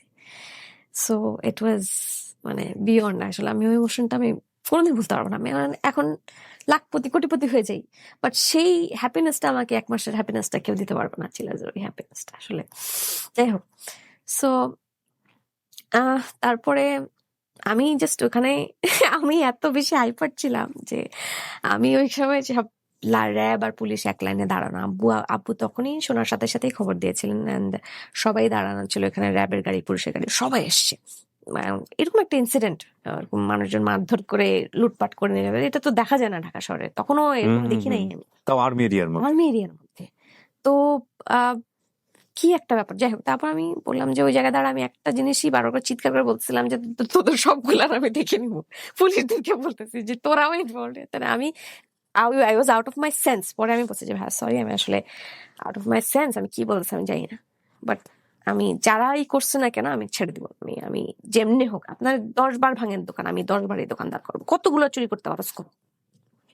তারপর আমি ওখান থেকে খুলনায় গেলাম। খুলনায় যেতে যেতে স্টেশনে বসে আমি ফোনে স্ট্যাটাস লিখছিলাম যে এই হয়েছে, আমি ছবি তুলে নিয়ে গেছিলাম যে এই হয়েছে এই হয়েছে। আমি খুলনায়, ট্রেনে তো নেটওয়ার্ক নাই, তো আমি খুলনায় যখন নামলাম দাদাবাড়িতে ঢুকাই আমি জাস্ট ফোনটা অ্যাক্টিভ করে দিকে আমার হাজারের নোটিফিকেশন, ভাইরাল হয়ে যায়। পুরা ভাইরাল। এন্ড পুরা সোশ্যাল মিডিয়াতে এটা নিয়ে তখন একটা প্রোটেস্ট শুরু হয়েছে যে এরকম ইনসিডেন্ট একটা মেয়ের সাথে হয়েছে, আরো এটাও মেয়েদের গ্রুপগুলাতেও সেটা হচ্ছে, মেয়েরাও ভোকাল হচ্ছে, এবং এই জিনিসগুলো চারিদিকে ছড়াই গেল, সবাই শেয়ার করতেছে যে দিস হ্যাপেন্ড। এন্ড চিলারদের একটা বড় ফ্যান বেজ হয়ে গেছিল ততক্ষণ, আমি জিনিসটা আসলে টের পাইনি। আমাকে ফার্স্ট নোটিস করে লরা, আমার ওয়াইফ, সে হলো বলে যে দেখো আমরা যেখানে বসে খাইতাম এই দোকানটা না ভেঙে ফেলছে। তারপরে সে দেখলাম অনেক অ্যাক্টিভ ওই বিষয়ে। দ্যাট মোমেন্টে আমি তো ওভাবে চিনতাম না আপনাকে, তখন আমি আপনাকে ফেসবুক ফ্রেন্ড রিকোয়েস্ট পাঠাই এবং আমি তখন হাই বলে রাখছিলাম, যেটা বোধহয় আপনি 2-3 বছর পরে দেখছেন। যাই 2-3 বছর না ভাই, 6 বছর, এটা 6 বছর পরে উনিতে, আল্লাহ 6 বছর পরে উনি দেখে বলছে হ্যাঁ ভাইয়া আপনি আমার লিস্টেই আছেন। হ্যাঁ কৃতজ্ঞতা বোধ জানাচ্ছি, আমি আপনার লিস্টে 6 বছর আগে থেকে আছি, আপনি দেখেন নাই। আল্লাহ ছিজি ভাই, এরকম হয়। ওকে, আচ্ছা। সো যাই হোক, আমি আমি লিখেছিলাম যে আপনি দমে যাবেন না, আপনি থামবেন না, আপনার আছে দেখেন টেক্সট, এখনো খুঁজলে আপনি পাবেন। থ্যাঙ্কস কিছু একটা বলেছিলেন হয়তো। ওকে, শুধু ইন্টারভিউ কল আসতো, আমি হচ্ছে কিছু দূর আসলে ফার্স্টে 3-4 মাস আমি কোনো কিছু একসেপ্ট করিনি, কারণ হচ্ছে যে আমি আসলে মানে ভেঙে যাওয়ার গল্পটা বলতে চাই না, ভেঙে যাওয়া থেকে দাঁড়ানোর গল্পটা বলতে চাই। তো ভাঙার গল্প ঠিক আছে, তো আমাকে দাঁড়াতে তো হবে। ওই সময়টাতে আপনাকে বলতো কে, মানে সাহস দিত কে? বা বাবা বলতো, শুধু বাবা? মা তো তুই তোর বলছিলাম চাকরিতে ঢুক, কি শুরু করছিস তুই এগুলা, তোর বলছিলাম, আমি বলছি না তোমার মেয়ে টাকাম করবে, তোমার বলছি না তুমি জীবনে তোমার এই যে মেয়ের যে নষ্ট হয়েছে এটার জন্য তুমি দায়ী, মেয়ের বিয়ে হবে না, মেয়ের এই সব ঝামেলা, তুমি তো বিয়ে নিয়ে তো তুমি দিতেই পারবা না, এই জিনিস করে শুনলে জীবনে বিয়ে, একটা ছেলে বিয়ে করতে আসবে, জীবনে আসবে তোমার, আমি বলে দিলাম, লিখে দিলাম, তুমি এই ছাড়াও জিনিসপত্র এই ব্র্যাকের জন্য হয়ে যাচ্ছে, তার হয়ে বসে আছে, ইন্টারভিউ দিছে, ইয়ে করছে সে করছে, বসে তুমি খালি ছাড়াও। আর নাহলে তুমি একটা জিনিস বলতে পারো, বুঝছো, তুমি ছোট বলবা পাশাপাশি এটা করো তো। মা তো মাই, সব মাই বোধহয় এরকম। একদম। সো যেভাবে আছে জাস্ট জোড়া তালি মেরে কষ্টে মাইরে জিনিসপত্র জোগাড় করে আবার যেমনি আছে অমনি মামলা হলো ওই সময়টাতে? মামলা হয়েছে, একটা কিছু মামলা ঠিক হয় না আসলে, ওটা আসলে মামলা করার মতো অবস্থা ছিল না, because there were influential people behind it. So GD হয়, ইয়েটিএ হয়, বাট বিভিন্ন দিক থেকে ইনভলভ ছিল মানুষজন। ফাইন্ড আউট করা যায় যে কারা করেছে? আমি জানতে পারি পরে। আচ্ছা, তো যাই হোক, সো এটা কিছু করা যায় না, ওটা আসলে ওখানে ব্যবসা করতে দিবে না, এরকম একটা ব্যাপার। আচ্ছা, মানে কাউকে ব্যবসা করতে দিবে না, ওনাদের নিজেদের ব্যবসা আছে, এই জন্য দিবে না। ওকে, দ্যাটস ওয়াই। আমার বাবা আমাকে বারবার বলছে একটা জিনিস ইয়ে করো, যে তোমার যদি কোনো ক্ষতি হয়ে যায় তুমি সেটা চিন্তা করো, তুমি অল ওভার কমিউনিটি নিয়ে যাও। কি কমিউনিটি নিয়ে যাবো? আমি তোমার আম্মুকে বললো যে তোমার কমিউনিটি, যে আমরা এখানে আছি, আমাদের সব কমিউনিটি ওখানে থাকবে প্রেজেন্ট, তুমি যেদিন ওপেন করবা সেদিন ওইখানে মানুষজন থাকবে, শেষ। আর প্রথম 3 দিন তো মাস্ট তুমি ওভাবে প্রোটেস্ট চালালাম। আর আমার মনে আছে যে ওই সময় এরকম মোমবাতি প্রজ্বলন হয়েছিল আমার চিলাজের সামনে, যেদিন প্রথম চিলাজ আবার সেকেন্ড টাইম ওপেন হয়, এবং শয়ে মানুষ এতটুকু একটা দোকানের জন্য শয়ে মানুষ আপনার সামনে এসে দাঁড়িয়ে আছে যে আপনি কাজ করেন আপু, আমরা ব্যাকআপে আছি, আপনার কোনো সমস্যা হলে আমরা দেখবো। Beautiful feeling. অ্যান্ড আমার মনে হচ্ছে যে আমি একটু পর বাইরে যাচ্ছি, কাঁদতেছি, আবার ভিতরে আসতেছি, আবার কাজ করতেছি, আবার কাঁদতেছি, আবার কাজ করতেছি, মানে ইমোশন ধরে রাখতে পারছি না যে how did I get so much like. এইটার পেছনের কারণটা হলো অনেস্টি, ড্রিম। কারণ ওই ছোট জিনিসের সাথে শত শত হাজার মানুষ নিজেদেরকে রিলেট করতে পারে। ওনার চিলার্সের সামনে যারা গেছেন হয়তো অনেকেই উদ্যোক্তা আছেন তার মধ্যে, উনি যেভাবে শুরু করেছেন তার মতো করে হয়তো আমিও ভেবেছি, আপনিও ভেবেছেন যে আমরা যদি ভাবে শুরু করতে পারতাম। সো যখন ওই দোকানটা ভেঙে গেছে মানে হচ্ছে আমাদের ভেতরে স্বপ্নটাও ভেঙে গেছে। তো এইভাবে টার্ন ব্যাক করে ফিরে আসাটা হাজার মানুষের ফিরে আসা, লক্ষ মানুষের স্বপ্ন ফিরে আসা। একবার না, অ্যাকচুয়ালি চিলার্স 3বার ভাঙে টোটাল। 3বার। ওটা ফার্স্ট টাইম ছিল যে চেঞ্জ হয়ে গেছে তা না, তারপর আরেকবার ভাঙচুর হয়, আবার আমি কিছুদিন টাইম নিয়ে আবার দাঁড় করে ফেলি, আবার ভাঙচুর হয়, আবার দাঁড় করে ফেলি। এরপরে 1 বছর যাওয়ার পরে তারপর আর ইয়ে হয়নি। এরপরে আমাদের প্রজেক্ট শুরু হয় হচ্ছে আমরা পার্টনাররা মিলে উত্তরাতে বিশাল বড় একটা প্লটে, একদম জমজম টাওয়ারের ওখানে, ওর নাম বলে অনেকেই চিনবে, ওইখানে হচ্ছে ফুডিয়ার নামে একটা প্রজেক্ট চালু হচ্ছে। ওটার মধ্যে চিলার্স একদম মেইন অ্যাট্রাকশন, বড় করে চিলার্স, এবং সাথে এরকম ইনডোর আউটডোর মিলাই বিশাল বড় একটা জায়গা ফুডিয়ার নামে, সেটার লিডে দিবে চিলার্স, একদম রাস্তার সাথে থাকবে চিলার্স। ওইটা নিয়ে আমাদের প্রজেক্ট শুরু হয়। সেদিন অফিসেই ছিলেন, অ্যান্ড অফিসে মিটিং এর মাঝখানেই আব্বু অসুস্থ হয়ে যান। অ্যান্ড তার কিছুদিন আগে থেকেই বলছিলেন যে একটু খারাপ লাগছে, তো ওই দিনই বেশি অসুস্থ হয়ে যান। তারপর তাকে আবার সিএমএইচে নিয়ে যাওয়া হয়।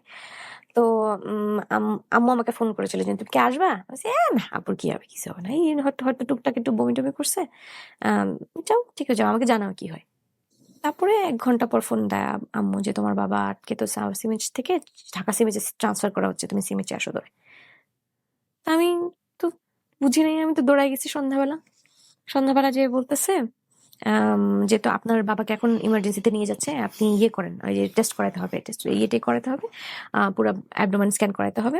স্ক্যান করানোর সময় ডাক্তারের মুখ দেখলাম কালো হয়ে গেছে। বললাম যে কোনো প্রবলেম? বলে একটু আপনার ডাক্তারের সাথে কথা বলতে হবে, এখন কথা বলেন না। আমি তো হয়ে গেছে যে কি বলতেছে এরকম। তারপরে আব্বু কিন্তু তার আগের দিনই একটা ট্রফি নিয়ে আসছে, একদম 2-3 দিন আগে। মানে আব্বু কিন্তু ফাইনাস্ট গল্ফার ছিলেন, এবং সে গল্ফ খেলতেন পাগলের মতো। অ্যান্ড সে প্রত্যেক শুক্র শনিবার সে যাইতেন হয় চিটং এ, ভাটিয়ারিতে, সাভার গলফ ক্লাবে, army golf club, Kurmi golf club, প্রচুর পরিমাণে হচ্ছে যে তার ট্রফি, যেটা বাসায় এরকম একটা টেবিলে আছে তার ট্রফি। তারপরের দিন সকালবেলা আমি ডিসচার্জ পেপার নিব, যে ইয়েতে এর আগে ইমেল করে হায়দ্রাবাদে গোল্ড মেডেলিস্ট একজন প্যানক্রিয়াটিস নিয়ে কাজ করে, তার সবকিছু রিসার্চ করে, তার সাথে কন্ট্যাক্ট করে, তার মানে অ্যাপয়েন্টমেন্ট নেওয়া ডান, সবকিছু ডান, এর অ্যাম্বুলেন্সও রেডি।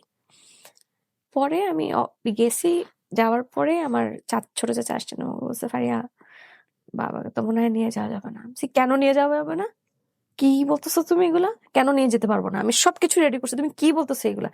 আমি যে এত কিছু রেডি করতেছি, আমাকে কেউ একটা কথা বলে নাই যে মেবি তুমি নিয়ে যেতে পারবা না, সিচুয়েশন নাই, কেউ বলে না। আমি এরকম ছিলাম যে আমাকে কেউ কিছু বলে আমি ওই সময় ফাটাই ফেলতাম, যে আমাকে, আমার বাপকে নিয়ে কথা বলতেছো, একদম বুঝিস না কথা বলো। ডাক্তারদের সাথে আমি উল্টাপাল্টা চিলাচিলি করছি যে কি বলতেছেন আপনি এগুলো ফালতু কথাবার্তা। আমার বাপ এই যে কালকেই হাঁটতেছিল, এই যে কালকেই ট্রফি নিয়ে আসছে, আপনি দেখবেন ট্রফি। তো আমাকে কেউ কিছু বলার সাহস পাচ্ছিল না, আমাকে যে স্টপ করবে।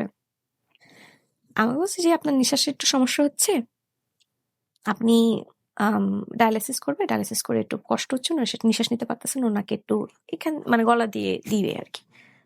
আমি বলছি হ্যাঁ তো দেবেন, সমস্যা কি? না, এটার জন্য আপনার সিগনেচার লাগবে। সিগনেচার কেন লাগবে?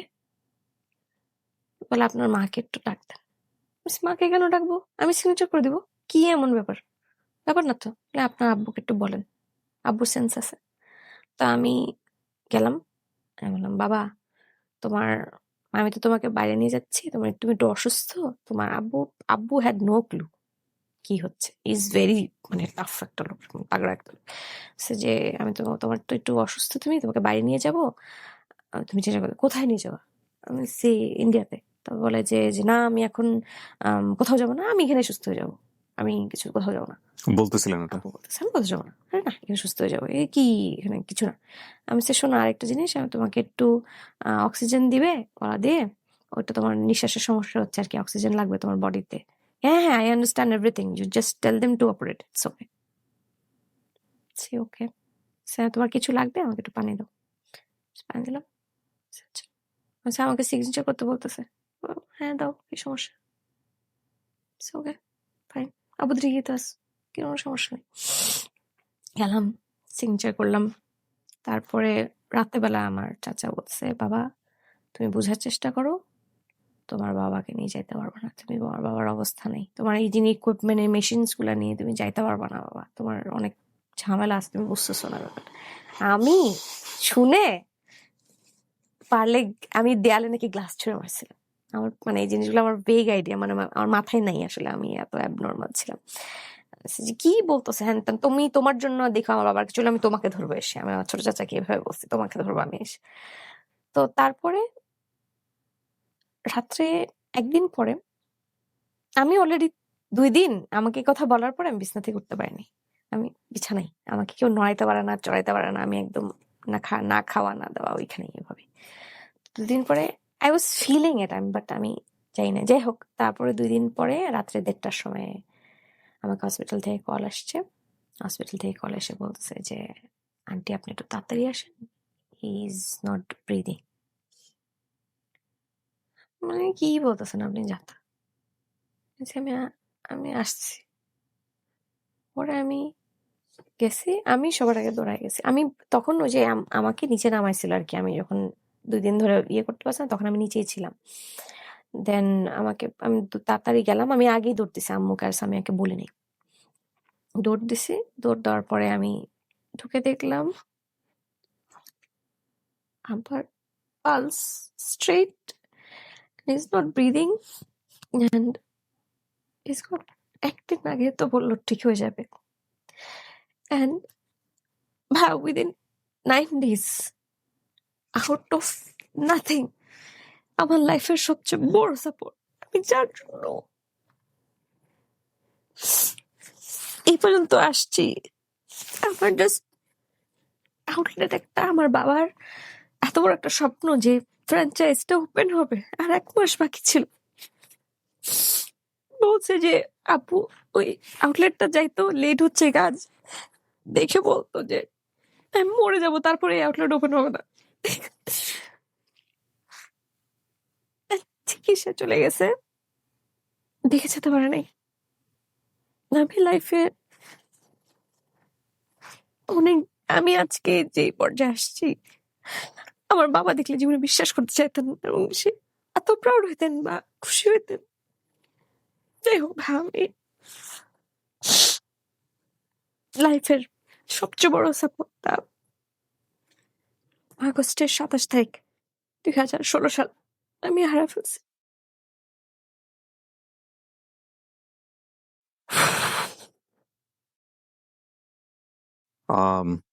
দ্য থিং ইজ দ্যাট একটা মেয়ে আমাদের সামাজিকতার প্রেক্ষাপটে উচ্চশিক্ষিত, বিয়ে হয়নি,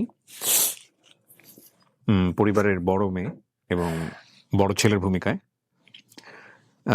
বিজনেস করার জন্য ফাইট করছে, সেটাও খুব ইমার্জিং সিচুয়েশনে আছে, কিন্তু খুব একটা স্টাবলিশড অবস্থায় নাই। এই অবস্থায় মানে পরিবারের ছাতা যিনি বাবা, তিনি চলে গেলেন।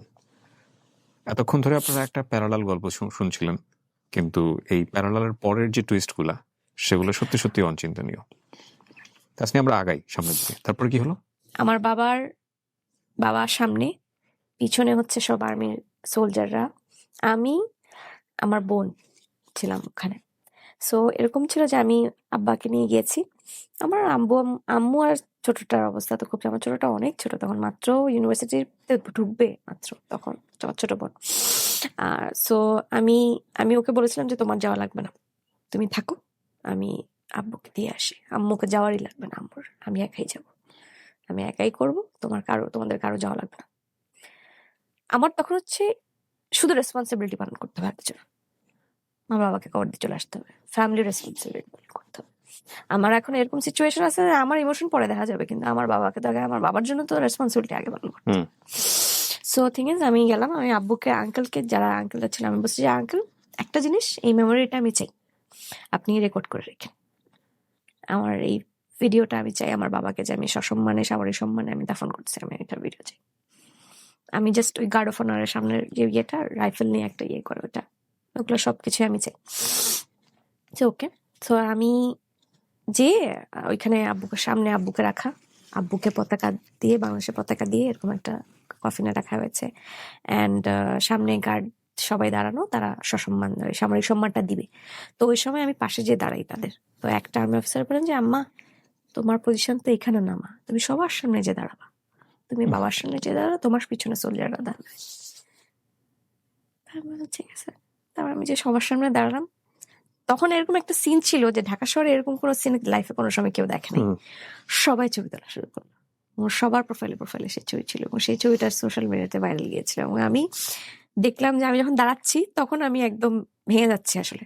তখন দেখলাম আমার কে জানি আমার এসে আমার পাশে আমার হাত ধরলো। পরে দেখি আমার ছোট বোনটাকে বাসায় রেখে আসছিলাম না, ও চলে আসছে। So emotional man. পরে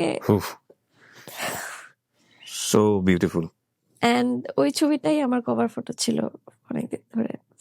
যাই হোক, পরে বাবার র্যাঙ্ক কি ছিল লাস্ট? মেজর ছিলেন। মেজর ছিল। তো শেষ করলেন, তারপরে দিলাম আব্বাকে, দিয়ে তারপরে ব্যাক করলাম। এরপর থেকে ভাই আমার মধ্যে কোনো ইমোশন কাজ করে নাই। আমি আপনাকে বলছিলাম না যে পরিবারের বড় সন্তানের যে রেসপন্সিবিলিটিটা বাবা মরে যাওয়ার পরে, আই ক্যান রিলেট ইউ। এই চিলার্সের ইনকামটাই হয়ে গেল আমাদের ফ্যামিলি ইনকাম, অনলি ইনকাম। সে এসেছিল, অ্যান্ড সে এসে বয়ফ্রেন্ড এসেছিল, এবং আমি ততদিন আমি ঠিক আছে, আমি ব্রেন থেকে এগুলো ক্লিয়ার, আমি আসলে যাব না, আমি বিয়ের সাথে দরকার হলে আরো 5 বছর পরে করবো, বাট আমার নিজেকে আগে গুছাইতে হবে, আমার ফ্যামিলিকে দেখতে হবে, আমার ফ্যামিলিকে দেখতে হবে। সো আমি বললাম যে ভাই, আমার কি আছে না আছে আমি এটা গুছাতে পারবো, তোমাকে আমার বলে দিতে হবে না যে তোমার এখানে এই আছে, ওইখানে আছে, তোমার এই আছে, ফান্ড এই আছে, এটা এগুলো বলতে হবে না। আমি নিজেরটা নিজে গুছাইতে পারবো, আল্লাহর রাস্তায় তুমি আমার লাইফ থেকে যাও, চলে যাও, আমি পারবো না। আমি যেভাবে আছি, আমি আগে আমার ফ্যামিলি গুছাই, তারপরে আমি বাদ বাকি যেতে। আমি বাবা মরে গেল আমার, এর বাবা যাওয়া পর্যন্ত আমাকে ওয়েট করতে হয়েছে একটা ছেলের জন্য, এবং সেই ছেলেটার কাছে আমি যাব, মরে যাবো, আমি তারপরে যাবো না, নেভার। আমি বলছি, আম্মু তুমি ছেলে দেখো, শর্টলিস্ট করো, তোমার যদি পছন্দ হয় আইল গো ফর ইট। আমি সো থিং ইজ, এটাই ছিল আর কি ওই সময় সিচুয়েশনটা। আর আমার বিয়ে নিয়ে তো আশেপাশে প্রচুর অলরেডি কথাবার্তা শুরু গেছে যে বাবা নাই, অবিবাহিতা, বিজনেস করে, মানুষের কিন্তু ওইটাই কনসার্ন থাকে, এটাই কনসার্ন। এবং আমার মনে হচ্ছে যেদিন বাবা মারা গেছেন সেদিনও এসে বলছে, আরে মেয়েটার কি বলতেছে, মেয়েটার কি হবে, মেয়েটার কি হবে, এখন বিয়ে কে দিবে? আচ্ছা, ওই যে বাবা মারা গেছে, আমি একটু পরে কবর দিতে যাবো, তোমার কি বলার দরকার আছে এখন আমার মেয়েটার কি হবে? এটা না, এটা একটা মানুষের না, এটা আমাদের সামাজিক দৃষ্টিভঙ্গি, এবং এটা চেঞ্জ আনা খুব কঠিন। বড় বড় ধরেন আমাদের বড় বড় হাই রাইজ বিল্ডিং হবে, সেন্স ভাইয়া, এটা একটা কমন সেন্স যে একটা মানুষ হারাইছে সে এই রাতে, তার বাবাকে হারাইছে, সবচেয়ে বড় ছায়াটা সে হারাই ফেলছে, তুমি এখন কি করে তার মেয়ে, তুমি ওই মেয়েটার বিয়ের চিন্তা করো? ট্রু। আমার জন্য একটা মানুষ, আসলে আমি সারা জীবন তাকে কোনো সময় রেকগনাইজই করিনি, যেটা হচ্ছে 2013 সাল থেকে আমার যে ফুড ফেস্টিভ্যালের ইভেন্ট গুলাতে ছিল, ওই সময় একটা ছেলে ছিল যে সবসময় প্রেজেন্ট থাকতো। সে কিছু না, তার ওজন ছিল 120 কেজি, তাকে দেখে একটু আমি না ভাই, মোটা ছেলে বিয়ে করবো না, এরকম দেখলে আমার মাথায় ইয়ে করতো। তো জিনিসটা হচ্ছে, তার নাম হচ্ছে মিনা জামান। সে 2014 সালে, 2013 সালে, 2014 সালে আমি যে ইভেন্টে যেতাম, চেক ইন থাকতো, সেই ইভেন্টে হাজির হয়ে যেতাম। আমি দেখতাম কি ব্যাপারে, এই ছেলে এখানে কি করে। আমি খুব বিরক্ত হইতাম, এবং এই সে প্রথম দিক থেকে এরকম আমার মনে হতো যে এই ছেলেটা একে তো হচ্ছে টাকা পয়সা আলা, তারপরে হচ্ছে মোটা, অ্যান্ড এই ছেলের আরো পিছু পিছু ঘুরে, ডেফিনেটলি ক্যারেক্টার খারাপ, একদম শিওর। সো আমি এই জিনিসগুলো চিন্তা করি না, আমি ছেলেটার সাথে কথা বলতে গেলে আমি একটু মেপে মেপে কথা বলতাম, আচ্ছা আচ্ছা ঠিক আছে বাদ। তো এই একটা ছেলে ছিল যে সব সময় ফ্রেন্ড হিসেবে কনস্ট্যান্ট ছিল, অ্যান্ড আমি চিলার যে যখন, এবং মজার ব্যাপার সে এত ডেডিকেটেড ছিল আমার জন্য। তাদের বাসা ছিল হচ্ছে বনানী, যখন আমাকে ফার্স্ট দেখে সে। সো আমি চিলার যে দেখতাম, প্রায় দেখতাম, বিরক্ত হইতাম, আবার বিরক্ত হইতাম, আবার সে আসতো, আবার বিরক্ত, এরকম চলছে 1-1.5 বছর।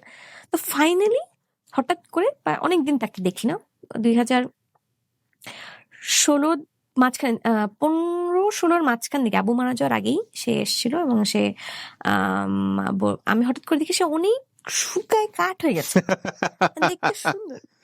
আমি বললাম যে এই তুমি এত শুকাইছো কি করে বলো তো, তুমি না 120 কেজি ওজন ছিল তোমার? বলে আমি একটু আপসেট ছিলাম, আমার বাবা তো মারা গেছে, এরপর থেকে আমি খুব আপসেট। আমি তো আচ্ছা তাহলে তো এখন খারাপ করা যাবে না, হাই হাই কি। আমি বললাম যে আচ্ছা ঠিক আছে তুমি একটু বসো, আমি তোমার জন্য একটা কফি নিয়ে আসি।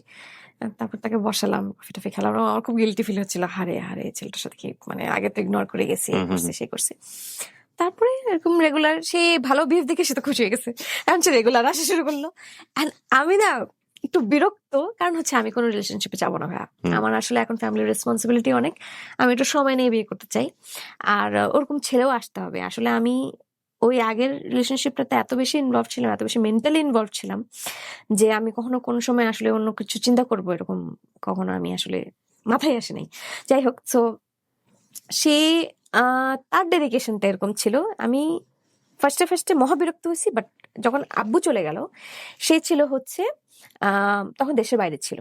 আব্বু চলে যাওয়ার খবর শোনার সাথে সাথে, আব্বু মারা যাওয়ার আগের দিনও হচ্ছে সে ফ্লাইটে যাবে এরকম একদিন আগে আমার সাথে সি বিচে দেখা করে গেছিল। তখন আমি এত কিছু খেয়াল করিনি, আসছে কত মানুষই তো আসছে গেছে। যখনই মারা গেছে শুনছে, সে তার আব্বু মারা যাওয়ার রাতেই ওই দিন রওনা দিছে আর কি দেশের বাইরে থেকে। সেদিন তার আসার কথা ছিল না, তারপর তার অনেক পছন্দ করতো আপনাকে আগে থেকে? অনেক পছন্দ করতো। মিনহাজ ওই দিন রাতেই ফ্লাই করে চলে আসে।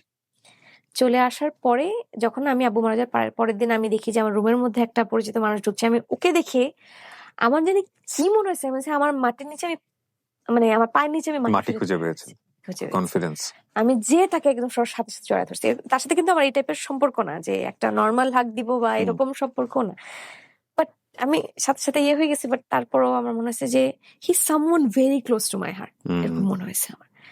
সো তারপর থেকেই এই ছেলের সাথে আমার ডাইরেক্ট কন্ট্যাক্ট ওইভাবে না থাকলেও ও কি করতো, আমার আশেপাশে যে তিনটা বন্ধু বান্ধব ছিল ওদেরকে ফোন দিও, তাসনিয়া কেমন আছে, বাসায় আছে কিনা, মৃত্যু আসবো কিনা, তোরা কি যাবি কিনা, এরকম করে করে করে মাঝখানে চলে আসতো, এবং সে ওই সার্কেলের মধ্যেই হয়ে গেল। বিউটিফুল, অনেক সময় নিয়েছে, খুব স্লোলি মুভ করেছে, খুব slowly move. Very good. So তো কোনো কিছু দরকার হলে ও তো ডিউটিসে থাকে, ওকে আমি একটা দেয় আমার এটা লাগবে আমার এটা লাগবে, তো তাড়াতাড়ি আসো, ও দেখা যাবে দৌড় দিয়ে চলে আসতো, এবং শি ওয়াজ সো ডেডিকেটেড। আমার বিয়ের এক পর্যন্ত আমার মনে আছে যে not for a single day I didn't see him, মানে সে এরকম ওর চেহারা দেখি নাই, এরকম একটা দিনও যায় নাই, প্রতিদিন আমি তার চেহারা দেখছি। সে জানতো যে আমাকে স্টেবল করার জন্য কোনো সময় আমাকে একা ছেড়ে দেওয়া যাবে না। উইদিন 7 কি 8 days আমি তাকে জিজ্ঞেস, আমি বিরক্ত ভাই, আমি এসবের মধ্যে আর যেতে চাই না, ডাইরেক্ট আমি জিজ্ঞেস করছি তুমি আমাকে পছন্দ করো? হ্যাঁ আমি তোমাকে পছন্দ করি, ডাইরেক্ট। আমি বললাম ঠিক আছে, তাইলে তাহলে তুমি আমাকে পছন্দ করো? আমি বলছি, মনে হয় হ্যাঁ মনে হয় হ্যাঁ। এন্ড বলার পরে 1 মাস পরেই নিয়ে আসলো, এবং আমাদের বিয়েটা খুব দ্রুত হয়ে গেছে। মাশাআল্লাহ। বিয়ের আগে আমি তাকে ফোন দিয়েছিলাম একবার, ফোন দিয়ে বলেছি যে আল্লাহ হাফেজ, চলে যাচ্ছি, ভালো থেকো, আশা করি তোমার লাইফে আরেকজন স্পেশাল আসবে। কত সালে বিয়ে করলেন আপনারা? 17 সালের ফেব্রুয়ারিতে আমাদের। 17 সালে, 4 বছর হচ্ছে। উনি বোধহয় ফুডের সঙ্গে আছেন, বিজনেস করছেন, রাইট? আহমেদ ফুডের কর্ণধার উনি।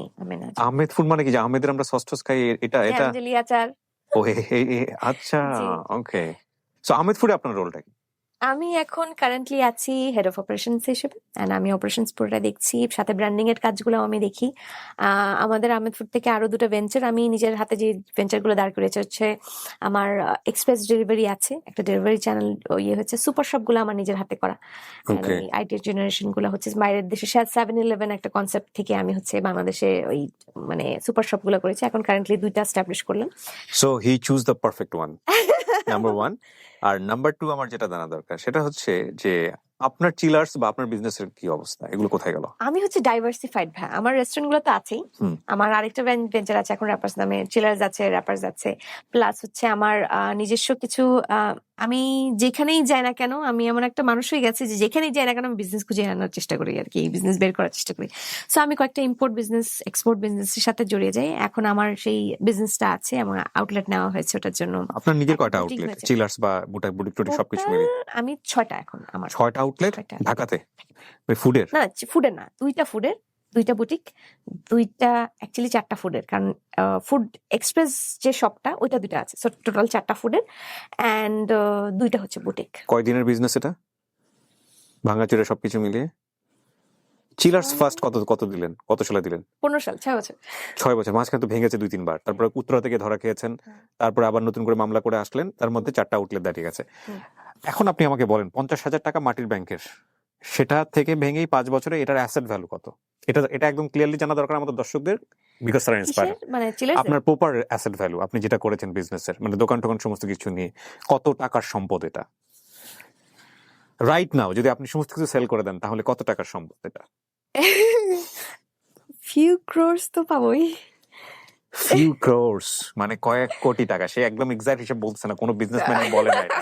প্রথম কথা হচ্ছে এটা, তারপর সে সাহস করে বলেছে 50,000 টাকা থেকে শুরু করে 6 বছরের বিজনেস, এবং 6 বছরের বিজনেসের মধ্যে 1-2 বছর শুধুমাত্র চড়াই উতরাই, এবং নিজের ব্যক্তিগত জীবনের যত রকমের টানা পড়েন আছে, জীবনের সবচেয়ে প্রিয় মানুষটাকে হারানো, জীবনে যে মানুষটাকে সবচেয়ে বেশি ভালোবেসেছে সেই মানুষটাকে গুড বাই বলে দেয়া, তারপরে সংসারের বোঝা মাথায় নিয়ে নিজের জায়গাটা থেকে সরে না এসে এমএনসিতে না গিয়ে, এমএনসি মানে মাল্টিন্যাশনাল কর্পোরেশনে জব না করে সেই বিজনেসই ধরে রেখে লাইফের বেস্ট মানুষটাকে চুজ করা, এবং সেই বিজনেসটাকে আজকে কয়েক কোটি টাকার বিজনেসে নিয়ে যাওয়া। নট অনলি দ্যাট, উনি কতজন এন্টারপ্রেনার তৈরি করেছেন সেই জায়গাটা আমরা একটু যেতে চাই। হ্যাঁ হ্যাঁ, এটা একটা স্টোরি। ওই সময় একটা গ্রুপ ক্রিয়েট করি ওমেন সারা নামে। সো ওই ইয়েটা থেকে আমি নিজে তো হেল্প যেটা আমি মানুষের কাছে একটা কমিউনিটি ক্রিয়েট করে ফেলছিলাম। ফার্স্টে আমি 200-400, আমার প্রোফাইলে 200-400 মেয়ে ছিল, ওইটা থেকে স্টার্ট করি। দেন ওইটা হচ্ছে আস্তে আস্তে আস্তে আস্তে করে কমিউনিটি বিল্ড আপ হতে হতে হতে হতে হতে হতে হতে মানে এক একজনে হেল্প করবে, হেল্প চাইতে বা হেল্প দিতে, এরকম করতে করতে কমিউনিটিটা এরকম আস্তে আস্তে 3-4 বছরে 15-20 হাজার করে জড়ো হতে থাকে। তো হঠাৎ করে দেখলাম আমার গ্রুপের মেম্বার 9,000 10,000 থেকে শুরু করে থাপ থাপ থাপ থাপ করে 1 বছরে 30-র কাছাকাছি চলে গেল। অ্যান্ড এখান থেকে গত 5 বছরে 1-2 জন করতে করতে করতে করতে করতে করতে করতে মোটামুটি 500+ এন্টারপ্রেনার দাঁড়িয়ে গেছে। তাদের সবার নিজ নিজ আছে। এবং আজকে সকালে যখন আমি যে আমসত্ত্ব আপুর কথা বলছিলাম, সে একটা গ্রুপে পোস্ট দিয়েছে যে এরকম এই মানে গ্রুপগুলা থেকেই তার ইনকাম স্টার্ট হয়, এবং মোহাম্মদ সারাকে সে মানে আমার গ্রুপটাকে মেনশন করেছে যে আপুর গ্রুপ থেকে আমি 1,20,000 টাকা জেনারেট করেছি 1 মাসে। এবং সে একটা টাকার ছবি দিয়েছে, আমসত্ত্ব ছবি দিয়েছে যে আপুরা আপনারা চাইলে পারবেন। তাসনিয়া, আমি বিশ্বাস করি আজকের এই অনুষ্ঠানটা যারা দেখবেন তাদের মধ্যে অনেকেই হয়তো আপনাকে দেখে ফলো করবেন, এবং অনেকেই হয়তো বা আপনার এখান থেকে অনুপ্রাণিত হয়ে আজ থেকে 5 বছর পরে, 10 বছর পরে, একটা সার্টেন পিরিয়ড অফ টাইমে পরে তারা হয়তো আপনার মতোই হবেন। তো সবকিছু মিলিয়ে আমি আপনাকে ধন্যবাদ জানাই। 3 বছর আগে চেয়েছিলাম অনুষ্ঠানে নিয়ে আসার জন্য, সেটা 3 বছর পরে হয়েছে। She is really busy, but আমি খুব খুব খুব প্রাউড ফিল করি আপনাকে নিয়ে। আমি অনার্ড ভাই। আমি আসলে আপনি যতটা না এক্সাইটেড ছিলেন, আমি তার চেয়ে বেশি এক্সাইটেড ছিলাম। আমার অনুপ্রেরণার আরেকটা মানুষের নাম আমি নিতে চাই, যেটা হচ্ছে মানুষটার নাম হচ্ছে আইমান সাদিক, সেটাকে পুরো বাংলাদেশ চিনে। এবং গত বছর ওর অনুপ্রেরণাতেই এবং ওর গাইডলাইনেই আমার ফার্স্ট আমি inspirational and motivational page start করি। অ্যান্ড এই ছেলেটাই হচ্ছে আজকেও যে আমি দিয়েছি, আজকেও আসার আগে আমাকে সামথিং, মানে ও সি সামথিং। আমি ওর জন্য দোয়া করি, ও যেন প্রোটেক্টেড থাকে, এবং ও আমাদের চলার পথে তো ডেফিনেটলি আমাদের চলার পথে তো বিভিন্ন রকমের প্রবলেম তৈরি হয়, ও হচ্ছে নিখাদ সলিড একটা ইমেজ তৈরি করেছে সোশ্যাল মিডিয়াতে, এবং এটা যেন ওর আজীবন বজায় থাকে, এটার জন্য দোয়া করি। লাইফও সেরকম ভাই, fantastic, amazing. Or he is always smiley, he is always smiling, always হাসি খুশি। অনেক কিছু শেখার আছে আসলে এদের কাছ থেকে। ছোট ভাই আমার, তারপরও আমি তার কাছ থেকে প্রতিদিন শিখি। বিউটিফুল। অনেক ভালো থাকবেন আপনি, অনেক শুভকামনা থাকছে আপনার জন্য। Thank you so much. আমরা খুব চমৎকার একটা সময় কাটালাম দর্শক। ব্র্যান্ডিং বাংলাদেশের আজকের পর্বটা আমি এখানেই শেষ করছি। আরো একজন মানুষকে নিয়ে খুব শীঘ্রই হয়তো বা দেখা হবে। আমি সবসময় যে কথাটা বলি অনুষ্ঠানের শেষে কিংবা প্রথমে, আমাদের সমাজে আমাদের চারপাশে অসাধারণ কিছু মানুষ ছড়িয়ে ছিটিয়ে আছে। আপনার জীবনটাকে পরিবর্তন করার জন্য এই মানুষগুলোর গল্পই অনেক বেশি, অনেক অনেক অনেক বেশি আপনাকে অনুপ্রাণিত করতে পারে। তো অনেক দূর যাওয়ার দরকার নেই, এই মানুষগুলোকে ফলো করুন, নিজের জীবনটা পাল্টে যাবে। অনেক ভালো থাকুন। আজকের মতো শেষ করছি। আসসালামু আলাইকুম।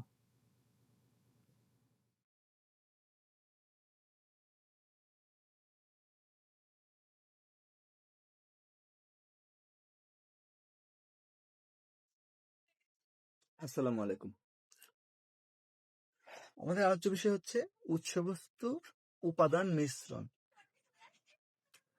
উৎসবস্তুর খনিজ গঠন, মৃত্তিকা পরিলেখ গঠনে এবং বৈশিষ্ট্যে বিশেষ গুরুত্ব বহন করে, বিশেষ করে যতক্ষণ পর্যন্ত মাটি পুরাতন না হয়। যদি কোনো উৎসবস্তুতে অধিক পরিমাণে অ্যালুমিনা সিলিকেট থাকে, যা মোটামুটি সহজে বিয়োজিত হয়। তাতেও একসময় কর্দম মাটির উৎপত্তি হয়ে থাকে। আবার ওই কর্দম মাটির সুযোগ পেলে কখনো কখনো ক্ষয় স্তরে গিয়েও জমা হয়। অন্যদিকে উৎসবস্তু যদি আস্তে আস্তে ক্ষয়প্রাপ্ত হয়, তবে খুব কম সংখ্যক কর্দম কণা তৈরি এবং ক্ষয় স্তরে এদের উপস্থিতি কম দেখা যায়। বরফ এবং পানি প্রবাহের ফলে স্থানান্তরিত বস্তু জমা হয়। এতে বালি জমা হলে এতে বালি, পলি এবং কর্দম কণাও জমিত হতে পারে। মৃত্তিকা গঠনের ক্ষেত্রে উৎস বস্তুর ভূমিকা পরোক্ষ, কারণ দেখা গেছে প্রত্যক্ষ উপাদানগুলো যেমন জলবায়ু ও জীবজগতের প্রভাব একই, কিন্তু উৎস বস্তুর কিন্তু উৎস বস্তু ভিন্ন ধরনের, তথাপি একই রকম মৃত্তিকা গঠিত হয়। আবার পাহাড় ও পর্বত হলে যখন পানির স্রোত শুষ্ক এলাকায় বা নিচু জায়গায় দিকে প্রবাহিত হয়, তখন পানি পাখার মতো ছড়িয়ে পড়ে।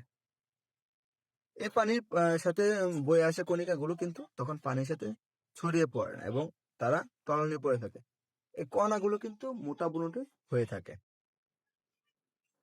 পলি কণা পাতলা হওয়ায় স্রোতের সাথে বয়ে এসে নদীর তলদেশ বা তীরের দিকে জমা হয়। কিন্তু উৎস হিসেবে ধরা হয় আগ্নেয়গিরির অগ্নুৎপাত। যখন কোনো এলাকায় জমা হয়, তখন সেখান হতেই মৃত্তিকা গঠনের কাজ শুরু হলেও শিলাগুলো ভেঙে ছোট ছোট খণ্ডে বিভক্ত না হওয়া পর্যন্ত এটি মৃত্তিকা উৎসবস্তু হিসেবে গণ্য করা যায় না।